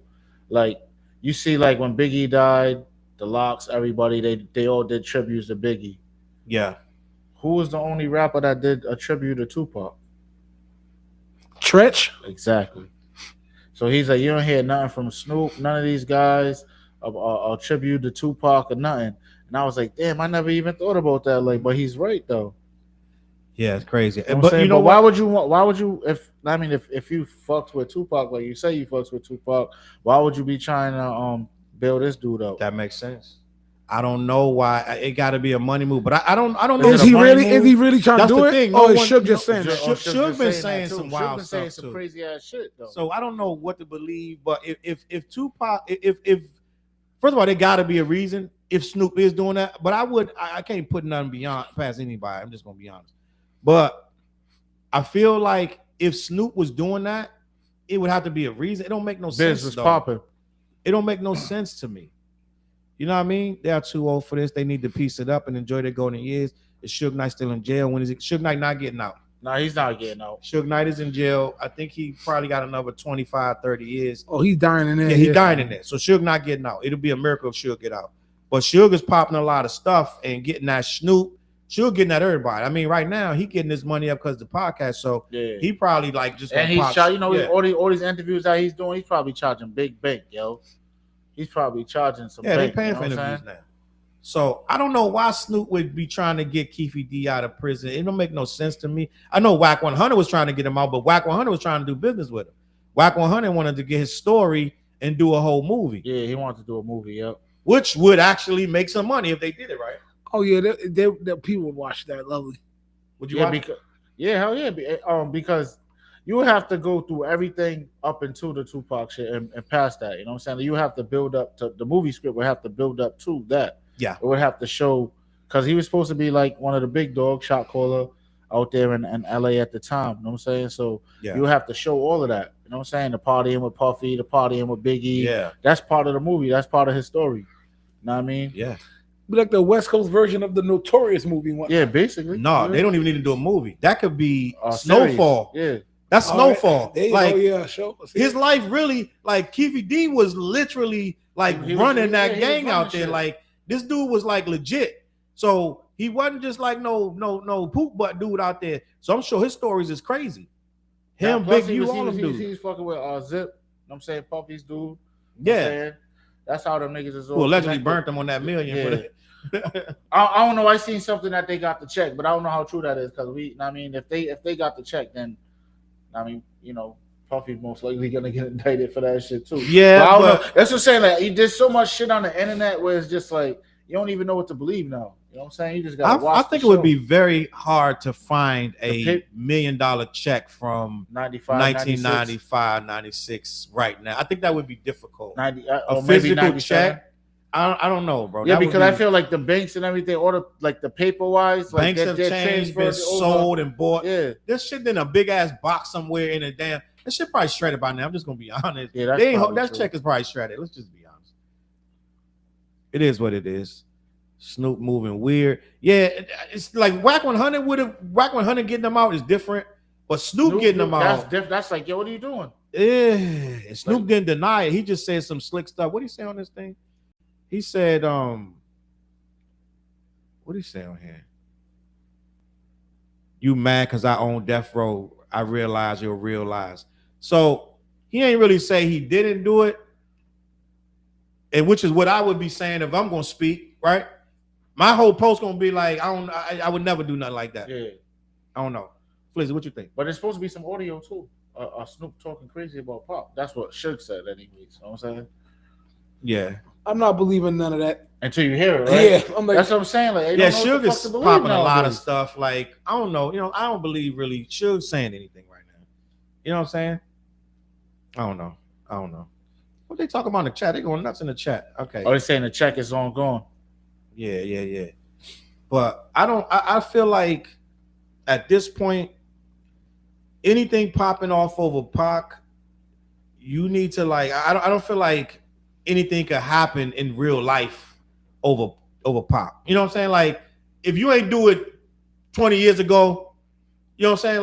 Like somebody going after Snoop over getting if he gets this guy out and you go do something to Snoop, like it's really silly at this point. These dudes is in their 50s. Like, I don't know what to tell you. Like, at this point, it is what it is. I don't feel like if Snoop got him out, I'm not gonna be all of a sudden trying to, I'm gonna run up on Snoop. Like, it don't make no sense to me. You know what I'm saying? Like, it's whatever at this point. If you get Keefy D out, you get him out. Ain't nobody get Keefy D out because Keefy D can't get out. I don't think he's gonna get out though, regardless of what. Like, you know what I'm saying? If he was gonna get bail and there was people putting up money, whatever, or they had the money, I think the case is so tight where I mean, like, he's the only one alive that was in the car, unless there's a different story that we don't know. Like, you know what I'm saying? So it's just like, it is what it is. I don't believe Keefy D did the shooting, but he was in the car. He was in the car, yeah. And he's so dumb to be telling that story so many years that he put himself in a box. I was wondering so many years. I've been wondering for the last why the fuck 15 years how he keeps talking about this. But he was able to keep talking and not have to answer for it, so he kept talking. These mics are powerful. Yeah. That's just dumbass shit. Like, that's a murder, bro. That never goes away. So why would you even be talking about that shit? You know what I'm saying? Yeah. So you basically talked yourself into a jail cell. Yeah, it's weird. I get it. Even look at the neighborhood that he was where the cribs at in Vegas and all of that. That's a nice little neighborhood. Yeah, like, bro. Like, he should have left Vegas though. He got arrested in Vegas. Why would you go back to Vegas? Leave Vegas, gang. Like, what you doing? Like, why you in Vegas? Like, what the hell is wrong with you? You're like, nah to the cops. Like, you know what I mean? Like, yeah. I want to talk about this Lil Baby stupid, thing. Yo. I want to talk about this Lil Baby thing because they going crazy online, and Lil Baby is in a very precarious situation. The Atlanta police.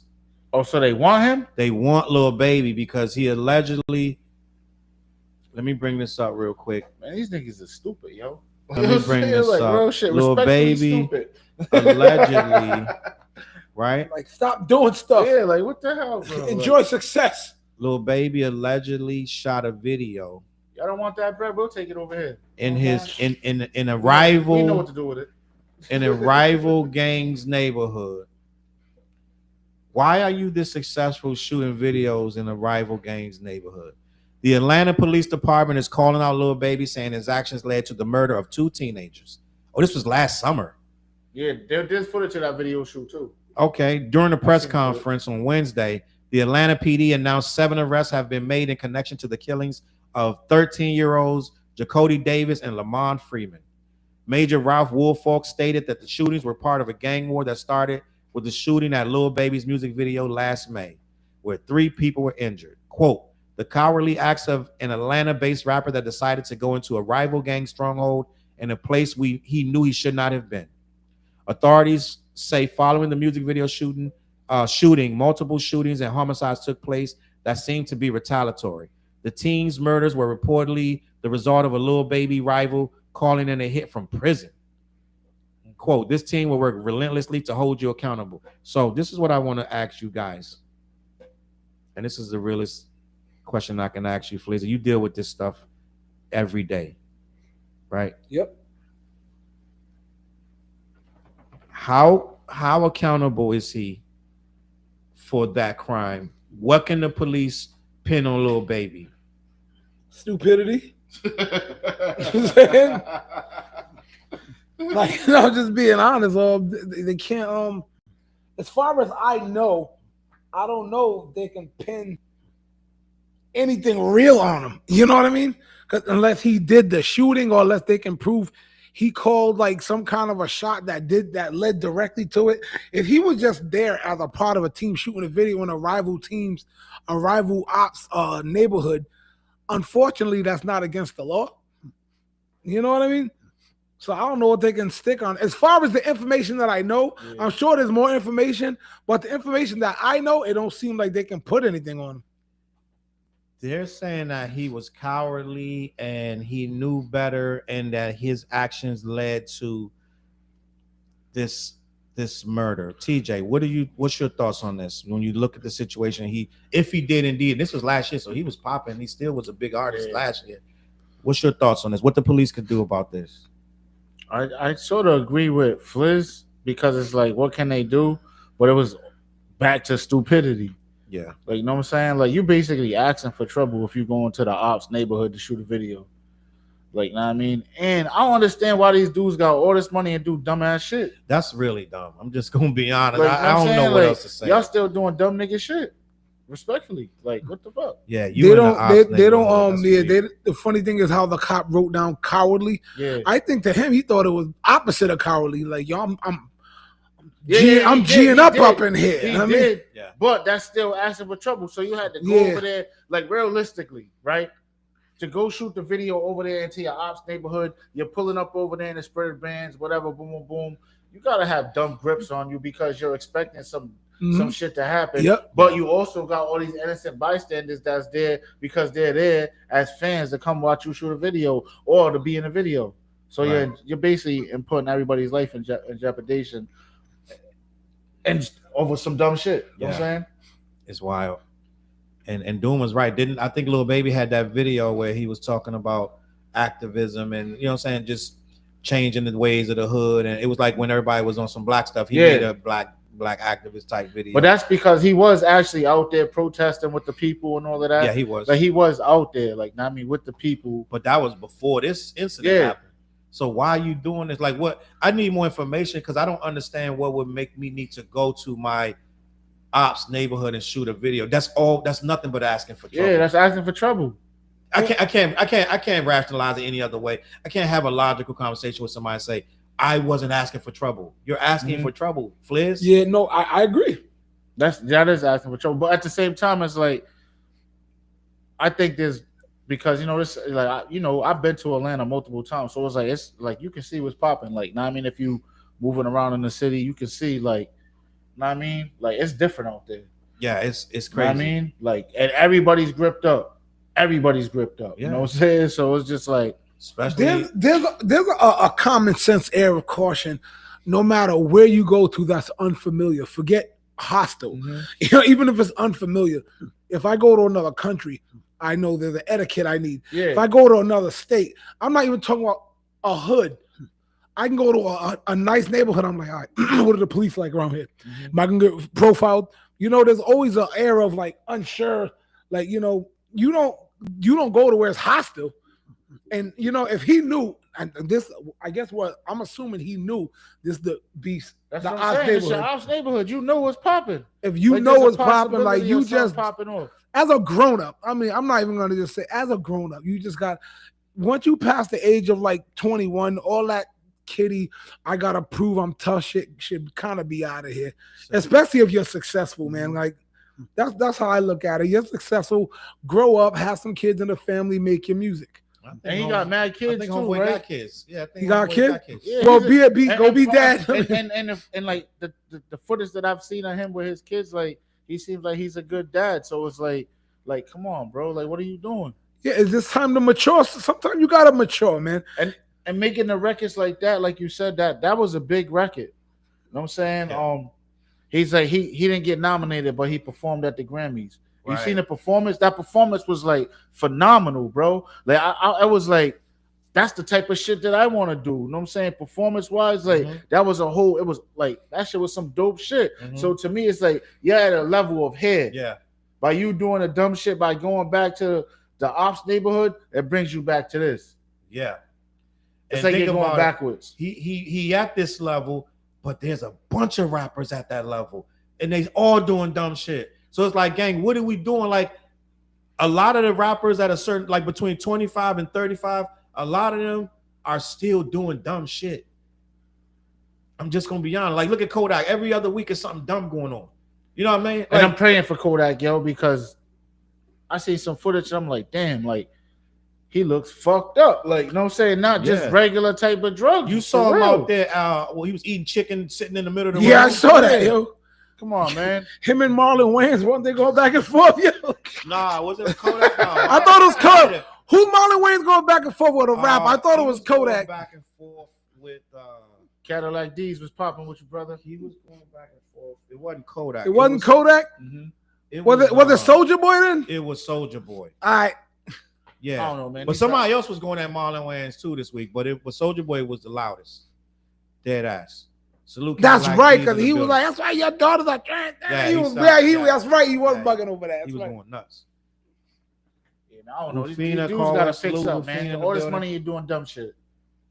Dead Going ass. backwards. To prove what? That just still real. And it feel I'm saying? like the hood got a stranglehold that these rappers want to feel like they still gotta prove this stuff, even though they millionaires. They still gotta go back and prove it. Like they so locked in that they can't just leave that like where it is, still be in there here and there, because they like if that's how you feel, that's how you feel.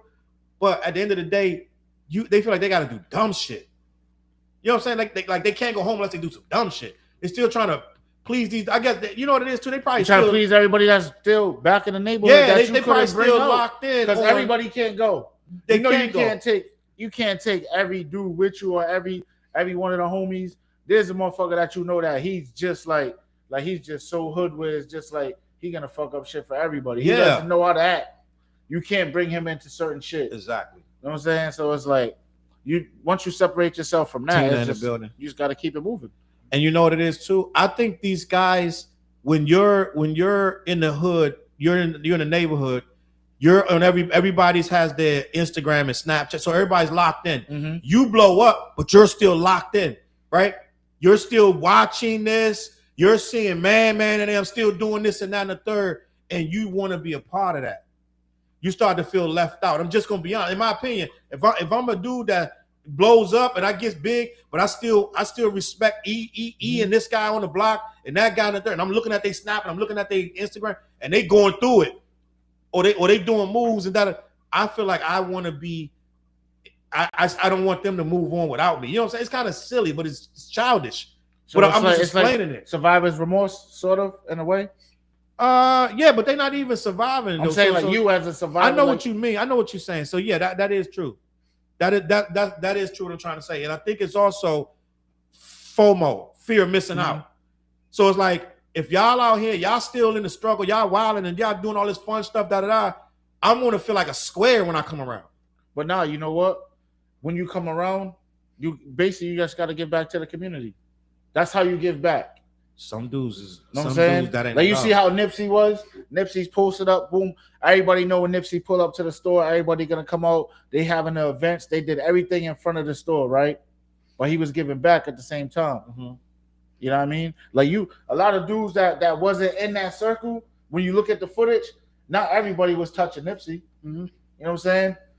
It's like that's how you got to separate yourself. You know what I mean? Like you're giving back, but at the same time, everybody can't come and be like, yo, Fliz, boom, boom, boom. Yeah. Like, know what I mean? No, security's there doing their job. We're here to give back, boom, boom, boom. But not everybody's gonna be able to come this close to me. Everybody can't go. You know and everybody can't go. That. Some of the guys that make it out, understand that. Jay-Z, Nas, everybody don't understand that. Now this dude got the whole Atlanta PD on his head because he done got 2 teenagers killed. And his name was attached to 2 murders.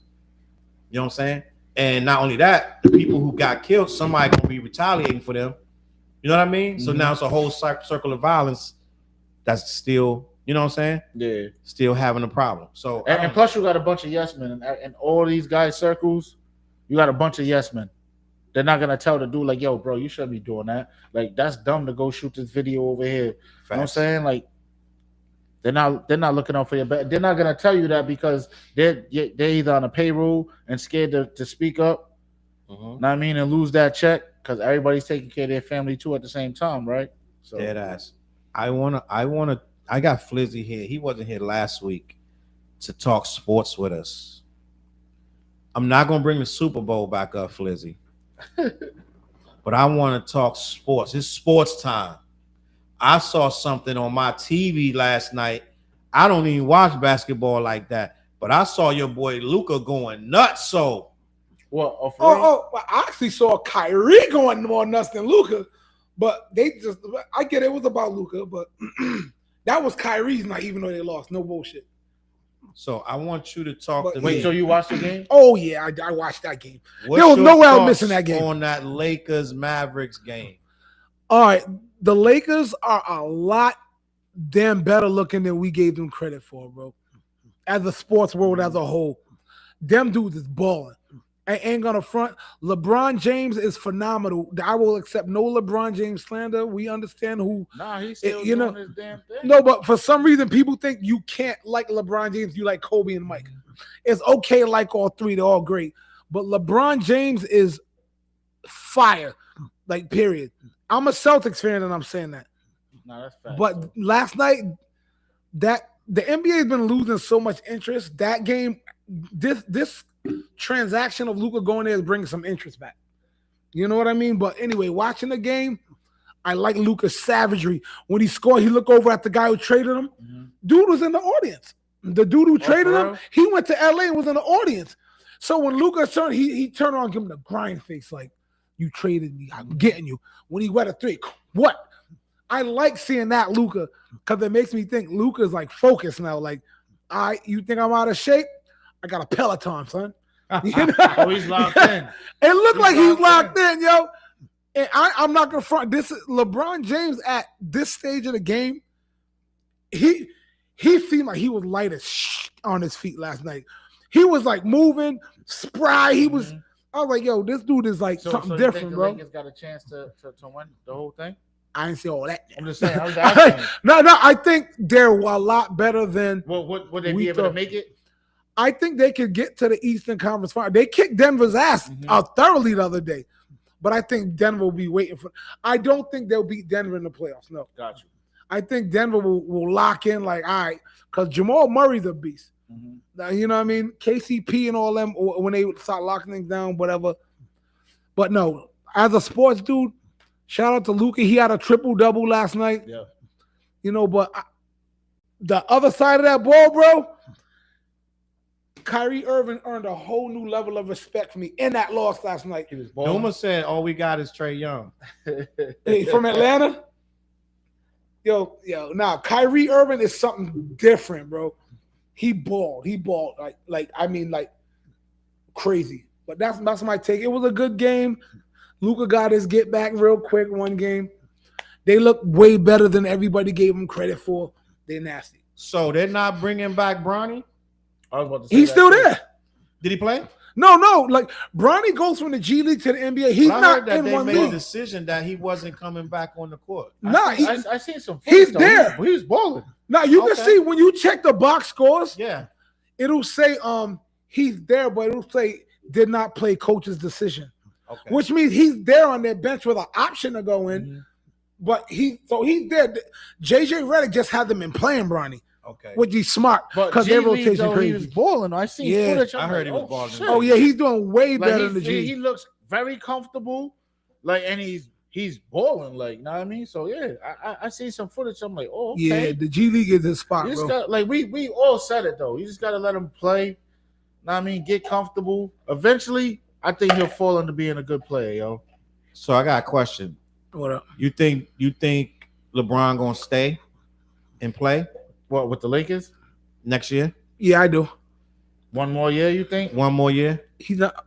He said after this year, at the beginning of this year, he said, "I'm playing one more year." He already announced that. So he's gonna play with his son again next year.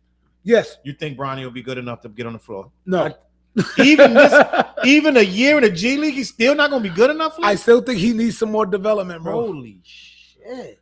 You know, I know why you're saying that. It's like, yo, like LeBron came in and just he was ready to fucking ball, yo. Yeah, he was. Like he wanted it. Like now LeBron was NBA ready at 16. at bro. 6. Yo, when you go back, what's the documentary, right? The documentary that shows the whole team, like. Oh yeah, from Saint Vincent's joint. I forgot the name of Me this too. shit, right?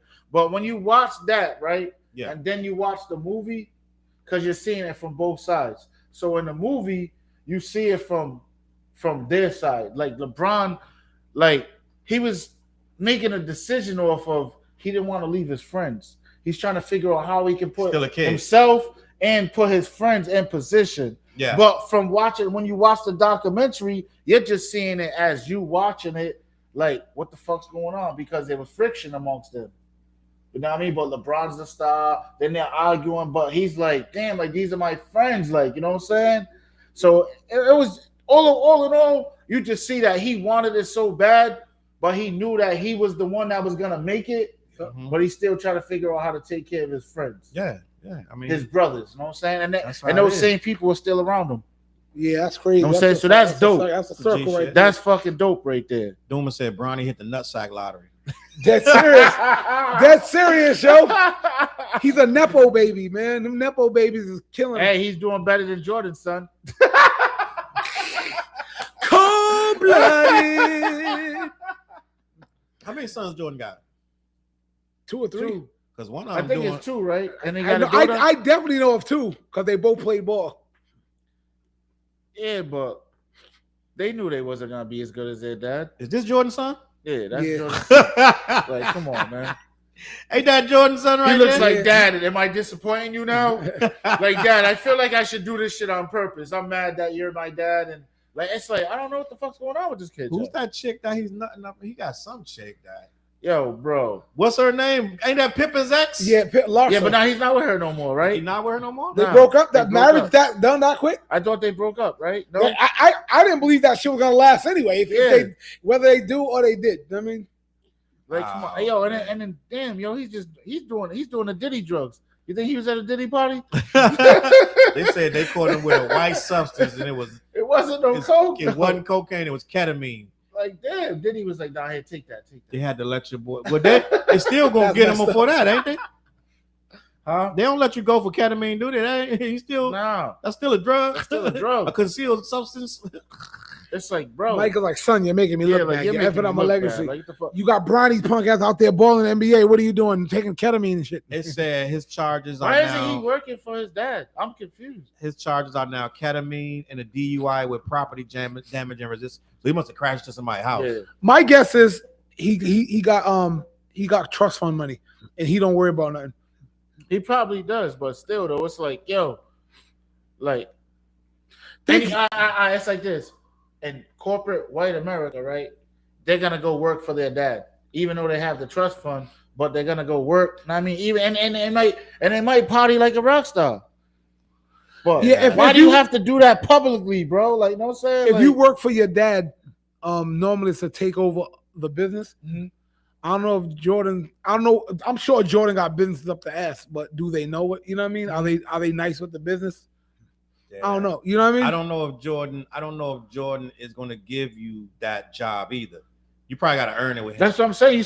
You probably do have to earn it, but at the end of the day, instead of doing this dumb shit, like, you know what I'm saying, like, the fuck, yo, go design some sneakers or something, bro. Like, you know what I'm saying? I want to raise a glass to Tina Plummer, one of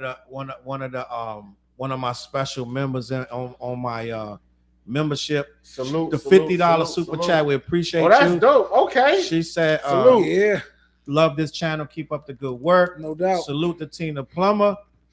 Cheers to you. You are special. We appreciate you so much. Thank you. What did you drink your chin? Yeah, for sure. We appreciate you, Tina. Let me see what else going on. The Doom is laughing at somebody. What else got going on? I appreciate Tina, man. She's always showing love. If MJ's your daddy may as well go full Pusha T lifestyle. No, They going all out. If I had a rich mommy and daddy, I'm not worried about nothing. I don't care what anybody says about me. yeah. I'm going to be a full-fledged like a-hole. Duma said everybody got quiet when the sports talk started. All right. But Fliz, you wasn't here last week, and I'm gonna keep this short. We talked about the Super Bowl and what happened in the Super Bowl with the Patrick Mahomes and the Eagles. I said that TJ and Vic thought Patrick Mahomes folded because everybody's comparing him to Brady, and he's not really Brady yet. He folded. I feel like I looked at Patrick Mahomes in his eyes, I think and he that was defeated before he even. He was defeated in that game, or he was too cocky that he thought he already had it, and they didn't expect the Eagles. The Eagles only rushed four. They never blitzed the entire game. They just bowled. I'm putting I can sum that up. The Super Bowl I watched, had nothing to do with Patrick Mahomes folding. None of that. The Eagles wanted that ish. You heard how they were talking after. They've been holding on to 2 years when they lost. Yeah. And they were like, if we get back, that ain't happening no more. Yo, they were bullies. Yeah, Them dudes bullied the Chiefs all game. The score though isn't even indicative of what the game really was. They just kind of let them score at the end. Go ahead. Let's not totally make them look stupid. Yeah, they got like 13 points when the game was over. Yeah, it was like, nah, bro. I'll just say this. The Eagles took that shit. It was. I don't think Patrick Mahomes was scared. He wasn't folded. In the beginning of the season, which was beat the Chiefs. Yep. That was their only obstacle. Yeah. Bro. They're like, all right. Like Charles broke it down. He's like, oh yeah, this team, but we're gonna fuck them up. You know what I'm saying? Like, we gotta beat the Chiefs. Dead ass. So gang, I told you the Chiefs. Remember when we made that wager at the beginning? I said the Chiefs will be in a Super Bowl and somebody else. I honestly think the Chiefs will be in a Super Bowl next year too. You think so? I sure do. So that's interesting. That's a 4 in a row. I mean, Bills did it. Yep. I think the Chiefs will be in the Super Bowl next year too. I'm not saying they're gonna win it, but I think they're gonna be there. Fliz, I want to talk about something that pissed me off this week, Fliz. What pissed you off, bro? They disrespected Mike. They disrespected Mike's album. Who did? I want to talk about this, Fliz. I think it was Billboard, right? Or Rolling Stone? Rolling Stone. They disrespected Mike this week, gang. I'm just gonna be honest. I want to talk about this, and I want to get the chat opinion of this, gang. I want to get the chat opinion. Let me get past these comments. We got a couple comments about the Super Bowl because we ready to move on. We ready to move on from the Super Bowl. I want to talk about this. They talking about Michael Jackson's album Thriller could have been a classic. Could have. They said Michael Jackson's Thriller could have been a classic if they would have left this one song off. Who was the writer for this article, Charles? I'm going to tell. Well, I don't know who the writer was, but Rolling Stone does stuff for clickbait and engagement. But Flizzy, these MFers said that "Lady in My Life" is the worst song on Thriller, Oh, that. She's not in my life. That No. one, She will always be the lady in Okay. my life. All right. I believe it's the last song on Thriller. Yep. Right? And DZMF What's the playlist? said The Thriller playlist. Thriller album Playlist. Track listing. track list. Yep. So I want to talk to you, Fliz, because I strongly disagree, right? And I feel like, first of all, they're going for engagement. I can't even get the damn track list. You can't. Track list. Scroll down. Here it is, song list. I want to see how they worded, because if they worded it would have been a classic, you're daft. But they gotta do stuff. I seen it. Click it. Yeah, they gotta make you clickbait that joint. Song list. Da-da-da-da. What's happening, bro? Like this shit is weird. I seen it. They're trying to sell you 100 things. All right, hold up. I'm on the wrong. Let me get back to this. Let me go back. I just go to Wikipedia. Now scroll down. I'll just go to Wikipedia. Yeah, Wikipedia I just seen gives it you though. quick. I was over there. Wikipedia. Right, Michael look. Jackson. Ain't that it right there? Where? Oh yeah, right there. Boom. Is that? This it. That's that order. So let's talk about this. And we're gonna get in the chat. Let me see what the chat's saying first. There's a lot going on in the chat. MJ slander. I'm really upset. Lady in My Life. I love that song. I was 13 years old. That album is a fucking classic. That album So classic. it's just Period. like, what are you talking about? Like, you know what I'm saying? Like, they just wanted to say something. Yeah, that's true. So listen, I'm like this. Let's talk about the songs on there. Let's have a conversation. Let me close this because I keep going to this dumbass page. Yeah. Wanna be starting something. Boom. Then you got, is that the right order? Beat It. Beat It is second. Mm-hmm. PYT is third. Yep. Baby Be Mine. Yep. Billie Jean. The Lady in My Life. Thriller. I don't realize that Thriller is this short. I never think about Thriller. Thriller has 8 songs. 8. That's it. They're all long though. Yeah, they're all long ass songs. Right. Thriller and then Human Nature. Let me see something. Look at that. Wanna Be Starting Something is like almost what, 5 minutes and some change? Yeah, this joint's long. This was the 80s, bro. That was just given. That was it. We had patience in those days. You know what I mean? So here's the track list. And you had the record, you had to flip it over. Yeah. So it was 4 songs on one side, 4 songs on the other. Yep. Wanna Be Starting Something. Baby Be Mine. This is the real track order. I had it out of order. Wanna Be Starting Something. And then Baby Be Mine. Then you had The Girl Is Mine. Yep. With Paul McCartney, which. Yo, you heard a story about that when they recorded that? What is talking about? Not I forgot. It's one of the documentaries that's on Netflix. But basically, like, they was just like, it was so crazy because you got Paul McCartney in it. What's homeboy that was playing the guitar? From one of those rock bands, Rod Temperton. Yeah. Oh yeah. Like it was just like the studio sessions for that whole album was just so crazy. But it's like you got Mike running from this studio A to studio B, recording vocals over here, then they mix it. Like I'm like, damn, that's some crazy shit though. But it was just like a big deal. Like he had Paul McCartney in there, like just, I mean, putting everything together. It was crazy, yo.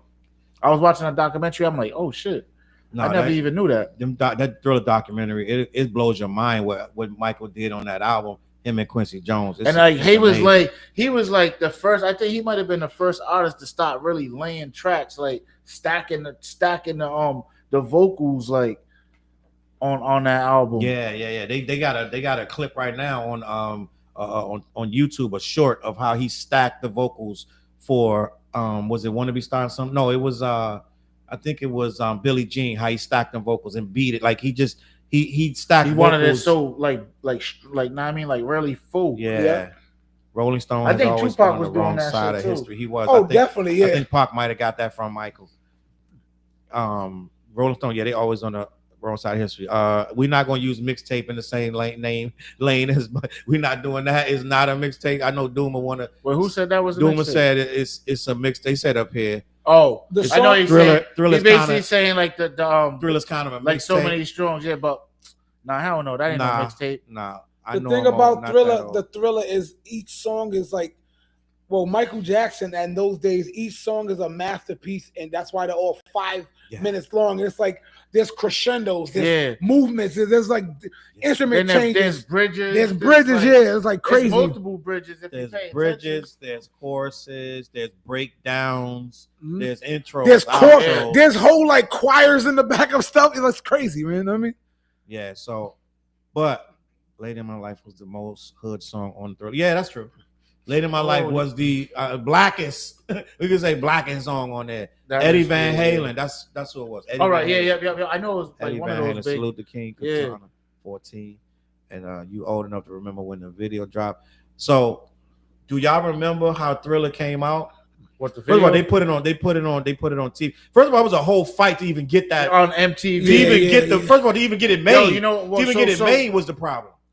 And there was a process too about that too. So there was like so much stuff that was happening like on the set, like stuff was messing up. Yeah. So you see when he's stepping, it's because like when he's stepping and skipping like every other step, because those ones wasn't working. Oh dang. So he had to step to, I mean, where the lights was going. Yep. But Mike made it work. He's Mike. You know what I'm saying? Yeah. I remember so many things going on with that. They said that the video when they filmed it, like they did it all. Yeah. Like everybody on the set was just like so amazed by how he did it. He did that in one take. Dope. Nah, that album. Listen, that I'm talking about everybody. the video, the first like good shot that they got. He did that in one take. Michael was a star. He was one of the first bona fide. I deserve to be a star. Michael was a star from 6 years old. Mm-hmm. He was a star. You can say whatever you want about Joe Jackson. Michael was a star, gang, and Michael deserved everything that he got because he really, really worked hard. I saw Michael go through his teen years working. They got a clip right now. Roberta Flack. Mm-hmm. Rest in peace to Roberta Flack, who just passed away. The Queen Roberta Flack. Great, beautiful songstress, great voice. They have a clip, and I just reposted on my Twitter of her and Michael Jackson doing a bit together on like a TV show where they're singing together and they're acting like children. It's amazing. And it's like, bro, this is the level of talent you had to be back in the 70s. You couldn't just get up there and do some goofy stuff. Like, you really had to know how to sing, perform, act, look people in the eye and say your lines. Like, you really had to be good at what you did. It's not like that no more. You had to have a variety of talent back then, gang. And Michael really, really was a real, true talent. Just think of the Motown? Was it Motown 25? The first time that he actually performed. Man, that shit killed. Do you go? But you know you can go on YouTube and watch that, right? And it's just like you just look at that shit and it's just like damn, the Jackson 5, they did their thing. Yeah. So, but they was so proud of Michael. They're on the sideline watching it, like just and amazed so much and amazed as when we was watching it. You know what I'm saying? Let me get wait, he did that. Lil bro, nasty with it, boy. What? Like, no say turn around and did that damn moonwalk. It was a wrap, yo. Michael was killing him back then, yo. Yeah. But yeah, I can't agree with it. Would have been a classic. Like, that's a classic album. I'm not trying to hear none of that. So salute to Mike. Bun them on the Rolling Stones review. Oh no, see, dude, he's doing a review. I wanted to get the actual article because it was trending where they was saying it. Where I can't find the actual article on Rolling Stone, but they was trending that they were saying that Lady in the Life almost ruined the album, and it's like, yo, I'll hit you in your head. Right. But every 5 months, Rolling Stone writes something crazy just for engagement. You know what I mean? They laugh probably when they put this stuff who's up. Who's writing this stuff? Like, are they even of age? Yeah, man. Like, who could be even? I'm trying to find this joint so I can give you the whole thing, but it's like, why, gang? Like, you know what? I think I got it on my Twitter, but it ain't really much to it. But I'm just like, I got it right here, bro. Damn, because I'm just like I'm just sick of the slander with Mike, bro. It's like, let Mike be great. Let him be great. Let Mike be great, yo.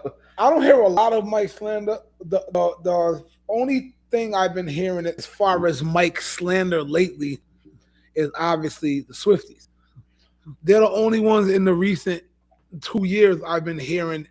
They don't diss Mike, but they're like trying to exalt her above him. Mm-hmm. And the rest of us who are our age, like, man, you better get up off that. Yeah, we're not having that. And they're like, yo, because just like we were talking about with the earlier things, people talk about numbers, but you don't got to factor. Mike wasn't in the streaming era. You know what I mean? Those are physical copies that was being sold. Yeah, people walking to the store. We had to walk to the Wiz or whatever. I don't know. Y'all ain't had no Wiz up here, I don't think. No, we had Skippy Whites. Skippy Whites or what have you. Like, it's weird, man. So I'm thinking I'm going to all say. So is there a worse? If there's a worse song, it ain't that song. I don't think none of those songs are like they're terrible songs. Yeah, there wasn't no bad song to me. A great album. Yeah, Human Nature, Billie Jean, Beat It, Thriller, Baby Be Mine. But Flynn says some people say that the Paul McCartney. You said the other album. I think Bad is his best album to me. The Bad album is the most powerful fire album to me in Mike's catalog. Somebody in the comments said that Off the Wall is better than Thriller, and I can't. I've heard that too. I've heard that a lot of times. So, have you actually listened to those albums back to back, like in order? No, I've never sat there and played all three of them in order. I don't think so. Probably, but I don't remember if I did. I probably did though, but I don't remember. But to me, I loved all those albums. It's like all of them are fire. All three of those albums are fire, but Bad hits me like boom, like oh, yep, that's the one. So I think Bad. I think Bad as a is the structure of Bad is just phenomenal. Mm-hmm. I think the artistry is more. I think Thriller was more artistry than Bad. But Bad is bigger. Do you think that was like Quincy Jones leading and Michael? Yes. I mean, but I think Michael was going for a bigger sound, a bigger pop. He was competing with. Yeah, I think when he was competing with the Cars and Tina Turner, like he was competing with a bigger sound at that point. Whoever was at that time, Bruce Springsteen, was Madonna, Cyndi Lauper, Madonna was big Madonna, Prince. Prince was on his ass. Yeah. So he couldn't fail. Like, you know what I'm saying? So it's like, yeah, he had a whole thing. Prince was supposed to be on Bad. Yeah, he said until he said your butt is mine. Prince was like, yeah, I'm not gonna say that. I'm not saying that. So Prince was like, nah, who wrote this? He's like, hell to the no. So we heard the songs on Thriller. So let's talk about the songs on Bad then. What you say? Bad, Michael Jackson, Bad. Oh yeah, we can talk about that. I know those like the back of my head. Like, you know what I mean? Let's see the songs on Bad. Songs on Bad. First song was Bad. Oh yeah, he got some bangers on here. But even now, what he got 10 records on He got some bangers on here. Listen. The second song, The Way You Make Me Feel, came right off of that. The Way You Make Me Feel. Speed demon girl. Stevie, my baby love me, but that's what Stevie Wonder. Yeah. But she acts like I'm not there. That doesn't mean she doesn't love you. If you ask me, just tell them that we're just good friends. Woo! Another part of me is a fire. Yeah. You're just man in the mirror. These are smackers. Yo, the Bad album was crack, bro. Yeah, I can't even argue. This was real crack. I just can't stop loving you. Dirty Diana. We don't even just say nothing about Dirty Diana. That's so criminal. Astronomical. Yo, just think of all those singles, right? The videos match the song, like they were big videos. Yeah, like that's one thing about Mike. Like from the Thriller to the Smooth Criminal, they were all like movies. Yeah, you know what I'm saying. I feel like he was the first artist to do stuff like that. Like there was whole scripts behind the basically a movie for the song. You know what I'm saying? Yeah, crazy. I'm telling you, that Bad album. I play that over and over and over and over. I can sing. I mean, from top of the album to the bottom, I think I know every lyric, bro. Me too. I mean, I love that joint. I get it. I'm right there with you. I can't. To put them two against each other is really tough. And some people gonna have an affinity for Off the Wall and be like, "That's better." It depends on how old you are. And you know? I don't disagree with anybody who picks any one of them. Mine's is just bad. You know what I mean? Now all three of those are smackers though. They're all smackers. But I'm gonna go on. I'm gonna go. But see, I have a better. My relationship with Bad is a little different than Thriller, because in the summer of Thriller, I was at my aunt's house, and me and my cousin was in the house a lot, and all we had albums, but we really but Bad. I mean, Thriller, we had Thriller. You know what I'm saying? So we just in the house, just dancing to Thriller and making up dances to Thriller, gang. So by Bad, it was like what? Bad was probably 2-3 years later. Mm-hmm. So I was older. I think LL Cool J had already came out. Like a lot of rapping was out. So it was like I loved Bad because like Wesley Snipes is in the Bad video. And I think he got raps on Bad. A part of the game. What's that? Something. It's the Deception. The British guy rapping. That's on That's not on Bad. That's on the Macaulay Culkin joint on the video. Macaulay Culkin joint. Oh yeah, he was in the video too, I tell you on the quality, and then Black or White. Black or White. Okay. Black or White. All right, I'm doing the wrong rap. All right, so but by then I was already listening to rap, so I really loved Bad. Don't get me wrong, and I appreciated it, but I wasn't locked in my house with Bad. You know what I'm saying? So it's just I had Thriller. Thriller was just a different vibe for me. Yeah. Let me see that Thriller album. He said this has was so well. What happened? He said this is going full cookout.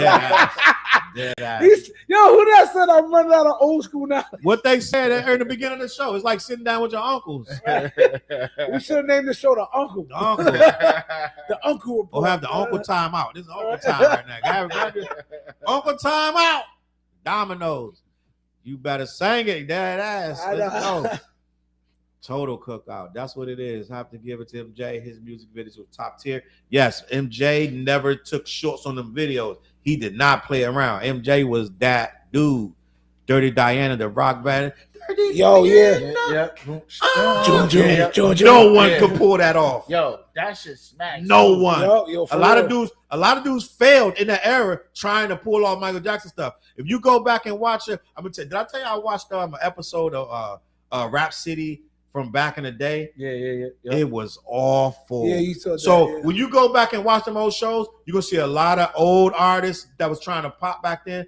You gotta think that's what Michael was competing with. So they was trying to imitate him. Nobody could pull that shit off. Don't do that, bro. Don't do it. That Dirty Diana, how it raised up with all the guitar and then it would just drop as well. And like, and the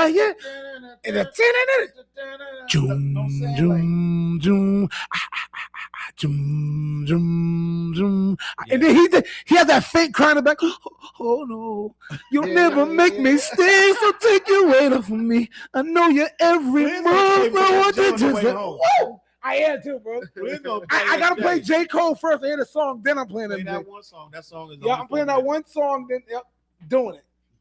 And it's like, it's crazy, right? There's not one Michael Jackson song you could pull off today. Like the lyrics of his stuff, not one. What do you mean? It was a time. It was just a moment, a time in life that those records fit that era. It was the 80s, and anything goes. And Michael he was just Michael, bro. You can't do a Dirty Diana right now. Nobody want to hear that. But Michael at the time, perfect. It was perfect, bro. And let me see. Well, we can let Chris Brown perform all those records. Know who can do Michael Jackson records real well? He fell off. Lloyd. I used to like Lloyd. Well, he was that unk in the middle hitting that note. Flip. Hey, yo, this dude got a rap book of everybody's raps. He knows everybody's song. I used to love just listening. Kimberly said, "Get up." I don't think the cameras allow us to get up and do Michael Jackson moves properly. I know I'm too old. So we're gonna save that for another time, another moment, Kim. Dead eyes. MJ made many movies, not videos. That's true. And his movies that got so big and costly that it was like, yo, you're spending like half the budget on the damn movie. What's the Moonwalker? Nah, with Eddie Murphy and all of them. Remember the Time. Remember the Time. That was a big ass video too. Do you remember? Yes. All the things we said, we were young and innocent then. JL Dana's in the building. Salute JLs. Appreciate you. Good evening. What up, I need JL? some wings. I need some wings. Yeah, we went over there the other night after the show. We Yeah. went and got some wings a couple weeks Oh, back. y'all went and got wings when I wasn't He here? was there. Oh, I thought y'all meant last week. My bad. Nah. I- When was that though? That was like in December, right? Yeah, We went yeah, over that was there weeks ago. a couple weeks ago. Yo, JL, we need to throw an event at your spot. I just want That's to a say that. fact, You know yo. what I'm saying? Yeah, You need The to live what show at J.O. Dana. we need to Yeah, get a that's- spot over there, a I'm joint with it. over there. I'm with it. I think that I told y'all about the mistake I made last year. It was about a year ago when my brother-in-law challenged me to do a versus Michael Jackson versus Chris Brown, and I was supposed to play the Michael Jackson records, and I picked all the bad records. You picked the He wrong beat the record, shit out. Charles. Like he made me. I felt bad. He made Michael look bad, gang. I picked the first two or three. Okay, then after that, it just went down here, and I was just like, I'm running out of stuff. I was like, I wasn't prepared. So I'm going by I'm trying to find stuff. I was like, it was just bad. I wish I was there Yeah. with you, bro. I'm like, I got you. I messed up. I apologize to Michael and the whole Jackson family. I made a mistake. He was playing like them old like outskirt songs, Yeah. like by 3T and shit like that. Yeah, I was. Hey, yo, Chuck, you know what you did? I was going. You know when we was on that cruise, right? And we went to that Madonna show. She did like what the fuck? Like Yeah. She that's what Charles was playing. Yeah, Everybody's I'm- like, what the fuck? Like this better record Michael records than this. Yeah, that. JL said we got flooded.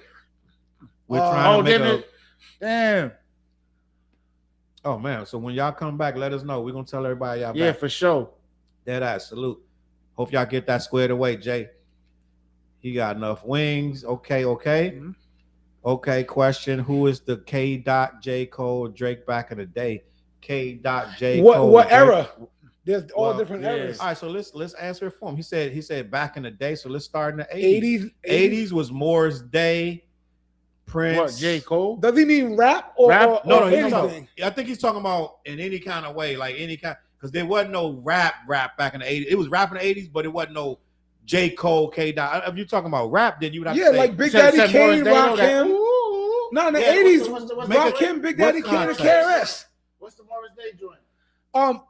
They are shit. The second banger was Fishnet Black Pantyhose, but he had one before that. Fishnet Black Pantyhose was the later joint. But what's that first one? I can't even think of. He did it in I think he did it in Purple Rain. Oh, what the hell was the name of that song? Oh, God. They came out with the mirror and shit. He had the mirror. Yeah, with Jerome or whatever, Jamario, whatever his name was. Jerome. Yeah. I think his name was Jerome. That used to hold the mirror What's for the Morris song Day. though? What's the song though, Chuck? That Now Morris Black Day Pantyhose. song on there, but it was before Black Pantyhose. The bird is it the bird? Not the bird. Bird. It's Yeah, the bird. It's the word. It's He's doing the dance. Yeah, he was doing that dance. Yeah. Oh we. Yeah. I think I Jump wanna up. know you. Show you. Yeah. I was say, don't make me call my pops. I think that's where isn't that where Joe Budden sampled that horn? I always thought that What song? for Jump Off. I always thought who the producer sampled from that song where they go. "Dun-dun-dun-dun-dun. I think I wanna show you. Oh, And you notice like the horns on Jump Off was kind of like that, but I always thought that.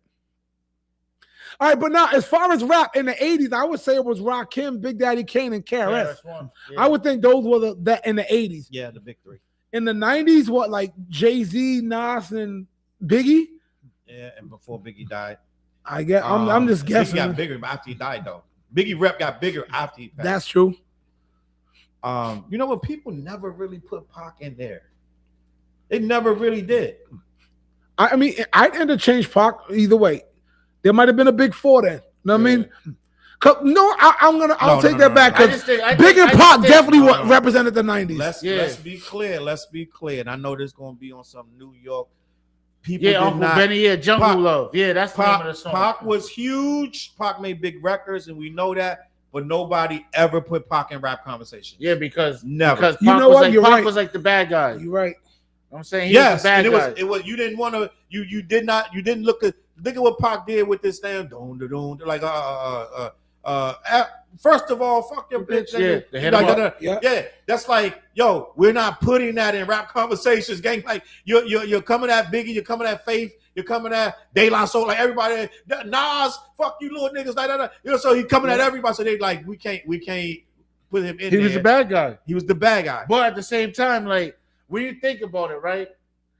It's like, yo, this dude you done shot him, you done set him, you done sent him to jail. Like it's all set up. He's fucking mad. Yeah. But at the same time, he had All Eyes on Me was a big. Am I saying this correctly? Is All Eyes on Me a bigger selling album than Ready to Die? I believe so. Time? Say it again. I believe so.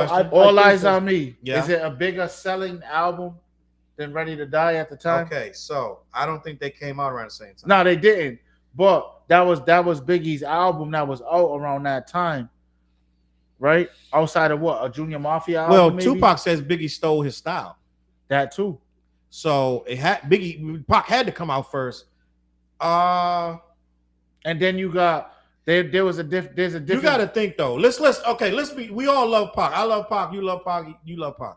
But let's just be honest. There's a higher level of artistry with Ready to Die than anything Pac has done. Yeah, for sure. So when you talking hip hop, the hip hop heads are going to gravitate to the artistry. Like when they start telling the story of Drake and Cole and Kendrick in the future, they're gonna gravitate to the artistry of Kendrick automatically. Cole gonna be a second, Drake gonna be third because of the antics, but Cole gonna end up third because he backed out the battle. Mm-hmm. So they're gonna have to put Drake second by default because he actually fought.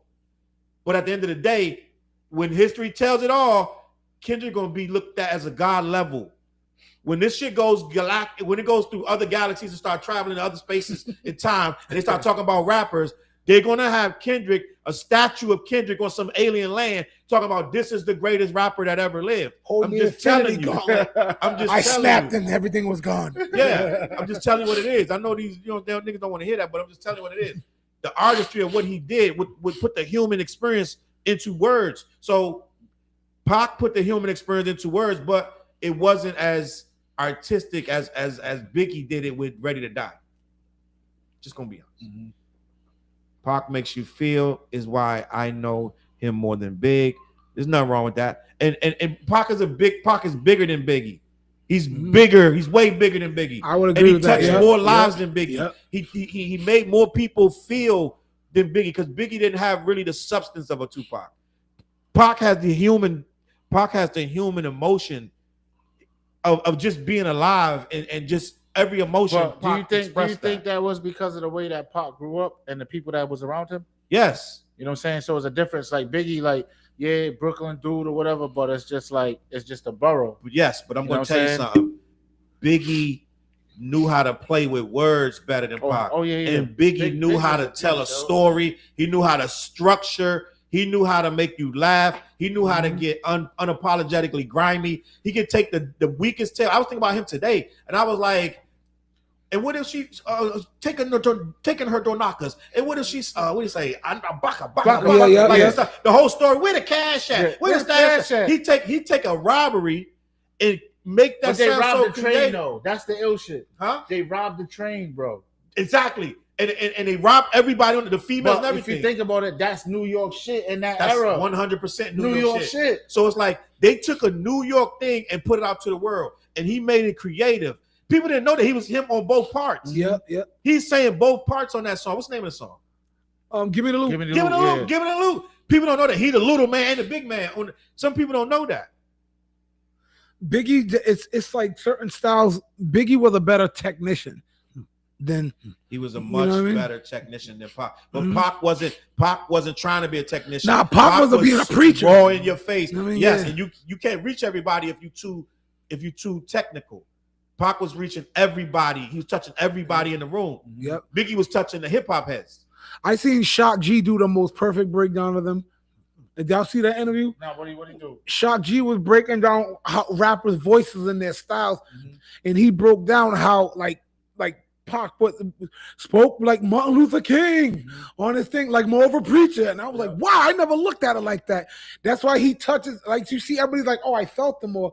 because you feel when preachers stop preaching and they start talking to the people and communicating, they use power in their voice and You know what's crazy? Because today, like I was listening to like the first 2 albums of Pac, right?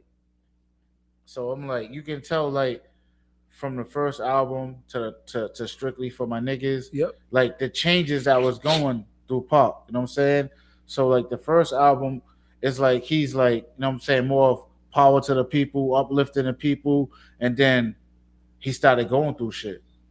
You know what I'm saying? The police harassing him, all of this, then it's Strictly for My Niggas, real right? life shit. So now you're getting his real life in the music. Like, even though you're getting his real life, but it's like you're growing with him. That's a part of like what we saying about Drake, right? Yep. So now you're growing with him. At the same time, we're going through those things too in our neighborhood as well. Right. You know what I mean? So by the time you get to Pac's in jail and the third album, right? The third album is like he's straight thug life in it. Like, know what I mean? Like he's. But look how much he's been through by the time he got there. He had the #1 album, first rap artist to have the #1 album sitting in jail. Pac was going through real. He was going through real nigga shit. Yeah. But at the same time, when you look back and think about it, he's going through the shit that the Panthers were going through, but just in a different way. Right. Because he was standing. That's what he stood for. Now I mean, everything was still about our people. You know what I'm saying? Fight like black power type shit. Even though you're getting Pac angrier and angrier and angrier, by the time you get to All Eyes on Me, like, know what I mean? He got beef with everybody because he felt as though everybody was trying to get him. You know what I'm saying? And then Machiavelli, that was just a great album too. Like, you know what I'm saying? So, there was a comment. Someone, I wanted to address something that somebody. No, it was back. It was like, damn, I can't see because we scrolled down. But damn, I don't ever work this thing, bro. Like, there was something that somebody said I want to address. Let me see. It said Biggie. I said 3 years. It was a while ago. We're gonna talk about facts.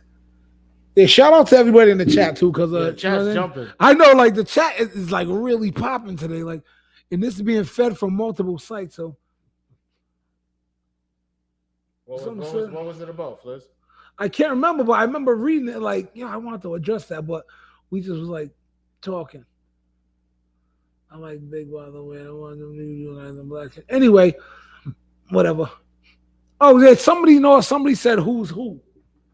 That's what it was. Like, what you mean? Is when they was asking the question of who would be related to who, and when they was like, who's like the Kendrick and all of that? Yeah, like of each era. And I wanted to get that thought. Like, that was crazy to think about, like, hold up. Who would be the Kendrick of the 80s? KRS? That's that's what we're talking about. Like KRS, like the Rakim, right? Who would Rakim be? Nas? I mean, I'm like J. Cole? Oh, that's interesting. Because no one would be Drake. There was no equivalent to Drake in the 80s. You know what I mean? Like, the 80s didn't have like a big commercial rapper that was so loved and well received like that. At least not the early 80s. The late 80s, MC Hammer came out. I guess Kane would be the closest to a Drake, you could say. Wow, because he went commercial. Was rapping like, bro. Big Daddy Kane was rapping. No, we're going with if you had to pick who the Jay-Z, the Kendrick, the Drake, and the J. Cole of the 80s, the top 3 dogs, who would equate to who? And I don't think there is a Drake equivalent in the 80s. Of course it is. Who? LL Cool J. I don't know about all that. Do you remember LL Cool J in the 80s? Of course, I love him. Yeah, but I need love, all of that. That's what you're talking about, right? Yes. But LL Cool J. But he wasn't one of the. Would you consider him one of the big 3? Because I love LL. Yes, LL was one of the big 3. So who's the big 3 to you then? In the 80s, so how early 80s or late 80s? Well, first of all, you got to go late 80s. So we're talking late 80s. The big 3 was Rakim. But big 3. KRS One's in there, right? But you got to think. So let's talk about it. Let's be honest. As a KRS fan, KRS, we didn't hear about KRS till 87, 88. Yep. LL Cool J was out already banging in 82 and 83. We didn't hear KRS yet. KRS was out. Rakim was already out. Rakim came out like 85, 86. Yeah, he was killing. Rakim was already out. Oh, Kwame. Right? He's not big enough. Kwame is in the 90s. He's not. Well, he's in the late 80s. Late 80s though. Kwame is not a big. Kwame Yeah, is not a Kwame. big He's not a big threer. Yeah, he's damn near. He's a two-hit wonder. Yeah.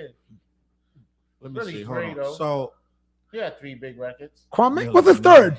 I know only you is first joint. What's the third? Eli said Drake was Millie Vanilli. Yikes, that's harsh. Right? Beastie Boys, they're my guys. I love Beastie Boys. So let me. Drake would be Kwame. That's hilarious. April, you right. Drake would be Curtis Blow. Drake wouldn't be necessarily Kwame. That's saying a lot. Like, come on, like, yeah, I'm gonna give him a little more than Kwame. Even though it's like open season that people want to hate on Drake. He's not a Kwame. Like you like him or not, his level is astronomical. Cole like you know what I mean? Kwame couldn't compete with him. Cole would be Big Daddy Kane, and Kendrick would be KRS-One. They all different, but see the only problem about that, Curtis Blow is way older than them. Yeah, you see what I'm saying? So Curtis was already out in the 70s and shit. Curtis Blow was out like I can rock with the LL. I can rock with the LL. Drake is LL. I can rock with the LL comparison. I already got a short on there, and everybody was like, Drake ain't no LL. But here's the thing, though. LL wrote and would battle the hell out of everybody. Everybody. Okay, who did Drake battle? No, I'm just saying, okay, like, so he wrote his own shit. So what I'm saying is this: is LL was okay. Let's talk about LL was brash. Mm-hmm. Drake is brash. Drake is very brash. LL was cocky. Drake was cocky. LL was rich. Drake was rich. LL was hated. Very, very hated. You the ladies' love. Drake was very hated. Yo, you read LL's book? LL was always being criticized. Drake was always being criticized. LL was always making a comeback. Who's always making a comeback in hip hop? Every single new Drake album has to do these astronomical numbers, or they say that he flopped. He can never just have a regular release. It got to be these huge ass numbers, or they come down on him. LL was Drake. No, I can live with that. Now I think about it. Yeah. LL always have to have the biggest record when he dropped. It was always the single was massive. LL refused to do his. LL refused to be on Self-Destruction because he had an album coming out. And he said, "I don't want that to be the first thing you see me as." He said, "I wouldn't." They wanted me on Self-Destruction. He wrote MC Light Part on Self-Destruction. I heard about. He said, "I did." He said, "I turned it down." I thought Big Daddy came with that. MC LL. Look it up. Look it up. I feel like I think LL like they said Big Daddy Kane. Look at that. And that was one of the best verses. Look it up. It might have been Kane, but I remember LL saying he wrote MC Light's part. So I don't know. But end of the day, LL always had to come out of certain. It was a very manufactured machine, right? And LL had got too big, just like Drake. And then what happened with LL? It wasn't necessarily no battle because he beat Ice-T, beat Kool Moe D. It's just that hip hop just. It was LL. It was LL wrote the MC Light. Yeah, LL wrote the MC Light. I feel like it was Big Daddy Kane. I don't know what. And Big Daddy came out and wrote somebody else, John. But Big Daddy Kane on there, ain't he on? He's on there. He raps out the MC Light, don't he? I think he come out. No, he's not. He's on the symphony. I don't remember him on Self-Destruction. He might not be on Self-Destruction. I don't remember no Kane. Though. He's in the video. He's definitely in the video. He could have been in the video, but Kane doesn't on Self-Destruction. But LL, let me see what we got going on in the chat. But LL is Drake. Funky Fresh. Who do we say? Kendrick. Party, right? Kendrick. Funky Fresh dressed to impress, ready to party. Kendrick has to be KRS-One. That has to be that. But there's another person who could represent Kendrick as well. It could be Chuck D. But I would say KRS-One represents Kendrick more than Chuck D. I would say Chuck D's too revolutionary. Yeah, two. You know what I mean? A little bit. But there's no one in history as revolutionary as Chuck D. So you can't relate him to anyone except for like I can take him up. X-Clan. And then who we got? Sister Soldier. So J. Cole would be who? Who did you say J. Cole was? I remember seeing Public Enemy and they had the Ku Klux Klan dude hanging in the middle of the stage. Word. LL Cool J was mainstream. That's a fact. Yep. Beastie Boys were real. Big ass 40 ounces bottles that was shooting on. Pedal Main, don't feel no way about that. Beastie Boys was real. I love the Beastie Boys. I don't care what nobody say. Listen. I'm in hip hop as the next dude, and I'll knuckle a dude up. I'll knuckle a dude up trying to disrespect the Beastie Boys dead ass. They was the only white boys on that tour. The Fresh Festival and all of that. Dead ass. Vanilla Ice, maybe. What we talking Vanilla Ice? What happened, Sean? Vanilla Ice. Vanilla Ice connect Very to who? familiar with Rakim. Damn near Milli Vanilli. They talking about Drake. Drake, Right there. yeah. They on some Drake shit. Drake is clearly LL. He is LL. Yeah. 100%. Because I remember LL used to be looked at as commercial, and he used to have to defend that. And remember when LL made his when LL really got taken seriously back because he had fell off. LL came back with Jingling Babies when Marley Marl remixed Jingling Babies. Jingling Baby, go ahead, baby. That's when LL came back. And then it's another joint after Jingling Babies that Marley Marl did that was crazier. It may have been the remix to Jingling Baby, but then he say that Marley Marl on a remix. Let me see Jingling Baby. Crazy. That's when we loved LL again. Because I remember for a while it was like it wasn't cool to rock with LL. That was on the Black Panther album? No, that was on Mama Said Knock You Out. Mama Said Not Jingling Baby, but Jingling Babies had a regular version that nobody was rocking with. Right. Then Marley Marl remixed it. Cause I was banging that Mama Said Knock You Out album. Yeah. Damn, we got too many comments. I can't even get to and the first. He came with Booming Systems on that album too. Oh, that joint was smacking. That's it. That was a hot ass album. Yo, he came out. I remember seeing that shit at the Civic Center. He came out with the car, bro, from the video. Ooh. They used to put on shows back in the day, man. Hey yo, Slick Rick, the whole back of the stage turned around, right? The whole back, it was like, they had the like the wall on the stage. Mm-hmm. That shit turned around. Then the girls he had the bed, and the girls, Uncle Ricky, can you read me? Yeah. What? Yeah, they put on shows. They put on shows back in the day. They them dudes, listen. I think, but remember, rappers back then were getting so robbed of money. I think that the new age rappers we ain't paying all that extra money for all that extra stage show. No, they just don't know how to put on a show. And that too, yeah, they're not taught to put on a show. Sean said difference between LL and Drake. LL is of the culture. That's right. LL really is of the culture. LL was in. LL damn that is the culture as far as the foundation. You can't take nothing from him. And that's what I'm saying. Like when you read LL's book, I'm like, oh shit, Ain't no more belly. Yeah, it's a little bit. There's a shot, a swig. You know what it is too, though. And I'm gonna say something. This gonna be blasphemy, and I don't give a fuck. And it is what it is. We kind of blame Drake for his upbringing. He can't control that. It's a fact. This dude was born in Canada to a Jewish mom in an affluent neighborhood. He loves hip hop.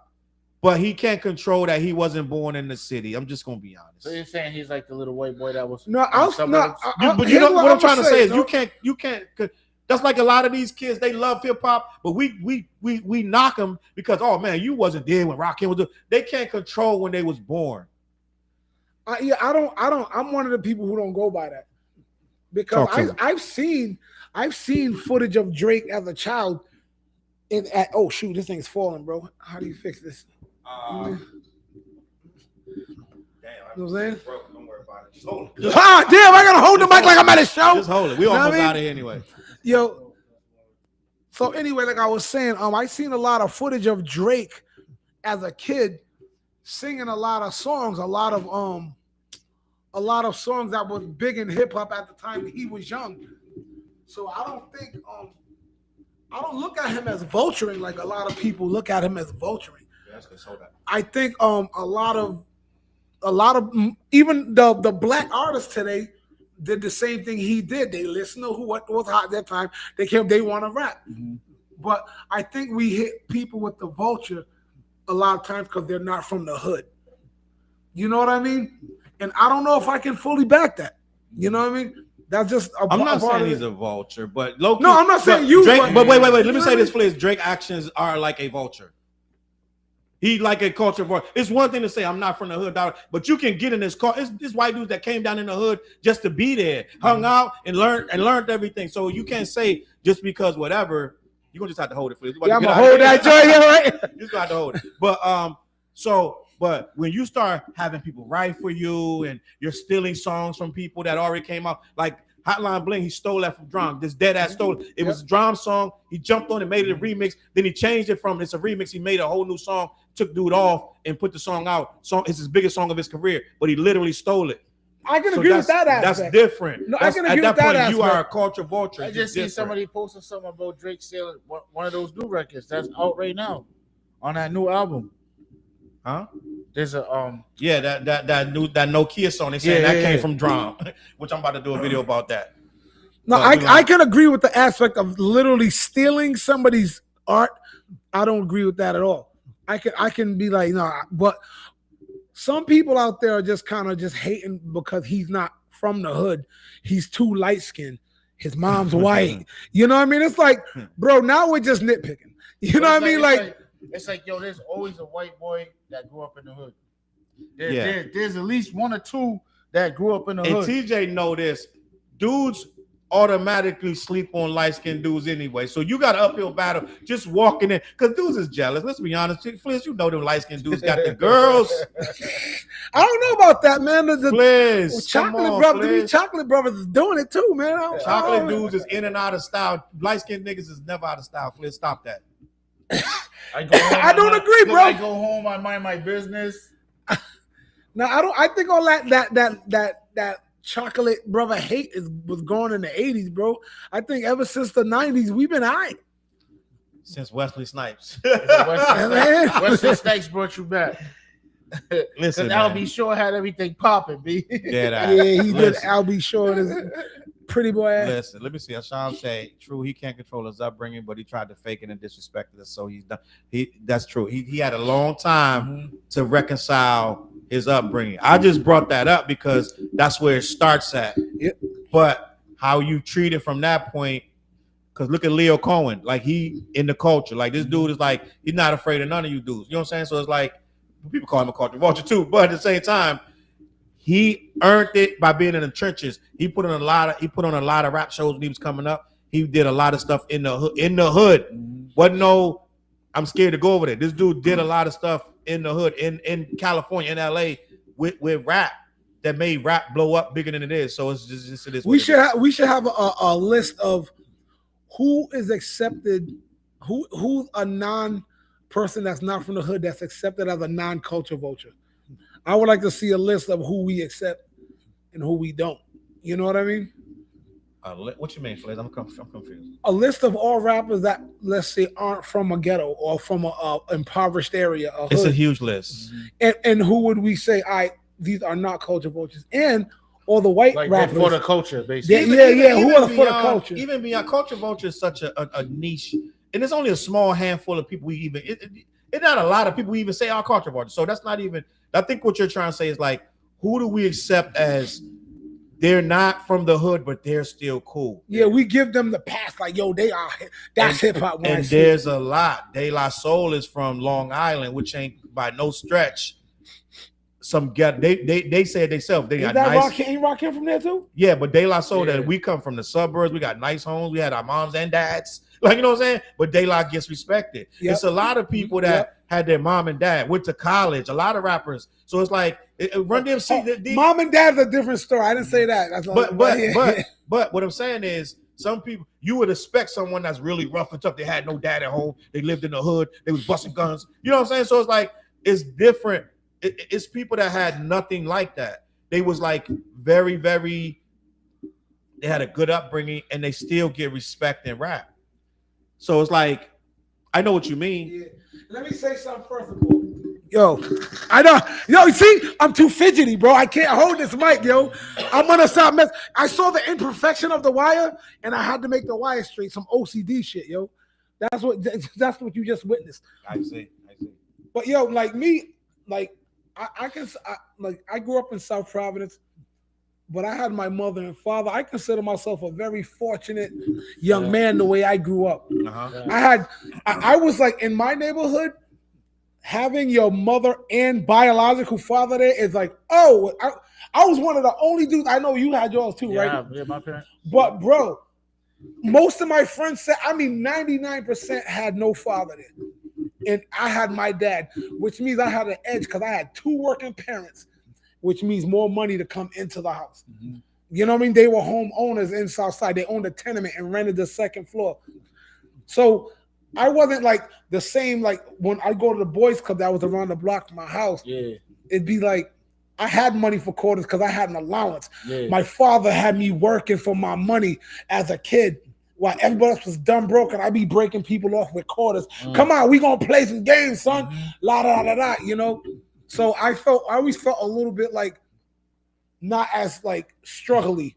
You know what I mean? Mm-hmm. I didn't have the same struggles as my partners in my same hood, but I never felt like I had to be hood to be the rapper I am. You know what I mean? That's just the way I'm like, yo, I'm just nice like that. I happen to be from the hood.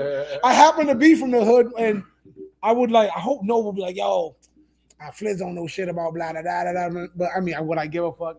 At one point in the 90s, though, you did have to come off with a certain air or you weren't going to be accepted. It is what it is. Yeah, but I never felt into that. The 90s was a strange... It was. You had to be like, damn near a thug all the time.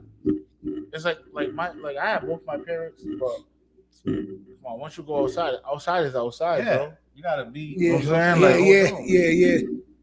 I'm growing up in the Ville at the time. Like it was, I mean, like we was always on the news. You know what I'm saying about it? Yeah. Like the Ville was like the most money getting hoods back in the day. So it's just like when you come outside's for real. You know what I'm saying? So you just had to deal with it. But yo, there was a dude. The funny thing there was a dude I just saw on. I was like watching something, but they was talking about why the NBA lost interest and they don't have the same style and quality of player. Mm-hmm. Know what this dude deduced? He said because all the players that are coming into the league now had their dads, and they don't have that anger and that hunger. Yeah. And he goes back in the day, every fire player that's not Michael Jordan had no dad. And but you know, I was like, I want to know about that. But even with Michael Jordan, like his mom ran the show. You do know that, right? No, but if he still had dad. Yeah, he had dad, but his mom ran the show. He was saying there's no Iversons and dudes like that who just didn't have a dad around and they're all angry. They come all hooded out to the league. I was dire. I was like, I would like to see a study on that. Like, how many of the star players in the 80s, 90s grew up with pops in the home? You know what I mean? Yeah. Gang, so listen, I appreciate this conversation. It was very entertaining. We had a lot of people in the chat. Yeah. We appreciate salute all the y'all comments. for real. Salute. We have not been back in weeks as a trio. This is the first time I'm thinking about 6 weeks. All three of us have been in this building together. Spirit bomb. Yeah. So it is what it is. We appreciate y'all watching. Some of y'all are here every week. Some of y'all are new, and we respect y'all just the same. We appreciate everybody that hangs out with us, rocks out with us, and sticks around, puts the comments and things of that nature. Like even right now, we got over 100 people watching all at once. We appreciate that. Let me see. Hey, but old Kanye changed the hip hop climate. That's true. He did. We got to get old Kanye change the hip hop climate. He's just a bitch ass motherfucker right now. Nobody's saying one to be respect politics and culture of it. I appreciate these comments. We get ready to get out of here. Yeah, every week, every Wednesday, y'all. Every Wednesday. I didn't drink as much as I do. Fliz got an album coming out March 8th. Yeah, and, please check FlizzMusic.com. March 8th is going to be something serious, yo. The release party, we all performing that. You know what I'm saying? Like, yeah. Check out all of our pages are saying what we got going on. Charles Brown, an artist named Fliz. Yep. TJ He's on Facebook. If you find me on Facebook, you'll find you can look for Travis Fliz Wiggins, my government. Dead ass. Talib. Got my daddy blood on it. Last name got my daddy blood on it. Talib one of them motherfuckers too that used to be cool. I don't fuck with Talib, bitch ass. We know. Was a hot thing in my hot thing. Twitter moment. Dead ass. He called me a loser on Twitter. You loser. Talib was a straight bitch. Well, damn. Bring it back. I know. I did a show with Talib Kweli at Boston College years ago. He was actually asking me how cool with me, bro. I ain't gonna lie. No doubt. I mean, he probably cool when you ain't really saying nothing to him to bother him. But I was saying stuff to him. I asked him an honest question. And I'm like, "You loser." So it's like, all right, gang, I'm good. Happy Black History Month, except Drake. Damn, Doom is not fucking with Drake whatsoever. Good Lord. MF Doom, man. Listen, every couple of months I go back and just do a whole MF Doom. Listen to all that. Because MF Doom is one of the most slept on. I ain't gonna say slept on because those who know. What's the group that he really was in? What's the group that he was in before? Well, he was a part of not Blue Cheese. Is it Blue Cheese? No, he was UMC. No, it's not UMC. Yeah. So MF Doom brother passed away. They was in why am I drawing a blank? Zeb Love X. They're on third bases. But they was a group though. It's That's not, what- it's not UMCs. No, it's not you. I'm trying to think of the I name. don't think It's it would Zeb be Love UMCs. X and the name of it. Why am I drawing a blank? They might got it in the comments, but it's 2 seconds to figure this out. MF Doom, and I know this because this is the easiest question in history. MF Doom, he was in his brother's DJ Sub Rock died. They was in KMD. KMD, yeah, that's the group. My bad. KMD, who had the verse on Gas Face with third base. So, yeah. So wearing a Doom shirt right now. That's dope. Salute.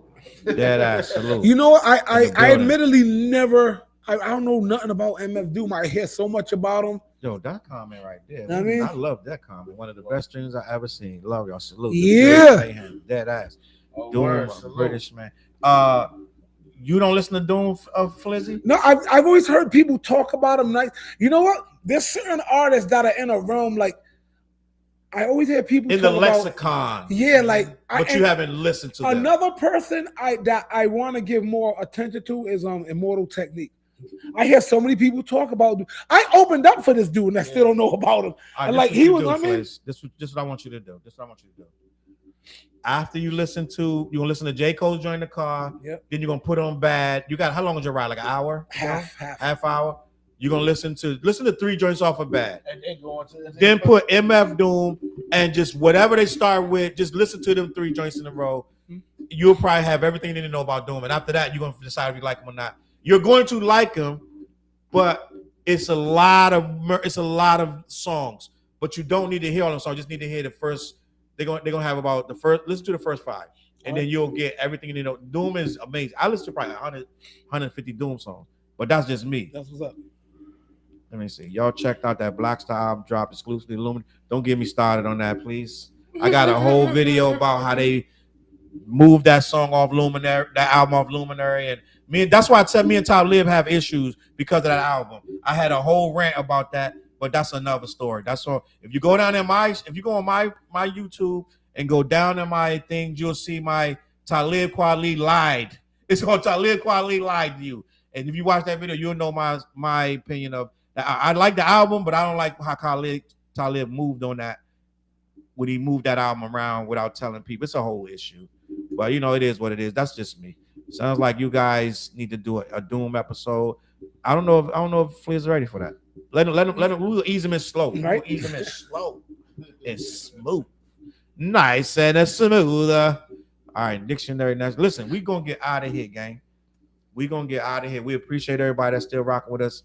It's close to midnight, and Flea's got to get home to his wifey so he can make her take the mink coat off, drop it on the floor like Kanye. The mic will be fixed next week, but that's what we need. That's called real moments. I told you at the beginning it was gonna be different, and I'm going crazy today because I haven't been here in a few He weeks. broke the mic. I feel strong. You see what I'm saying? We break mics around here. These mics are powerful now. I'm powerful like the mic. That's what we do. There it is. Salute to Doom in the building. Listen, gang, we appreciate y'all watching. We will be back here next week. We may have a guest, we may not, but one thing's for sure, we will be talking about the Lakers and Bronny.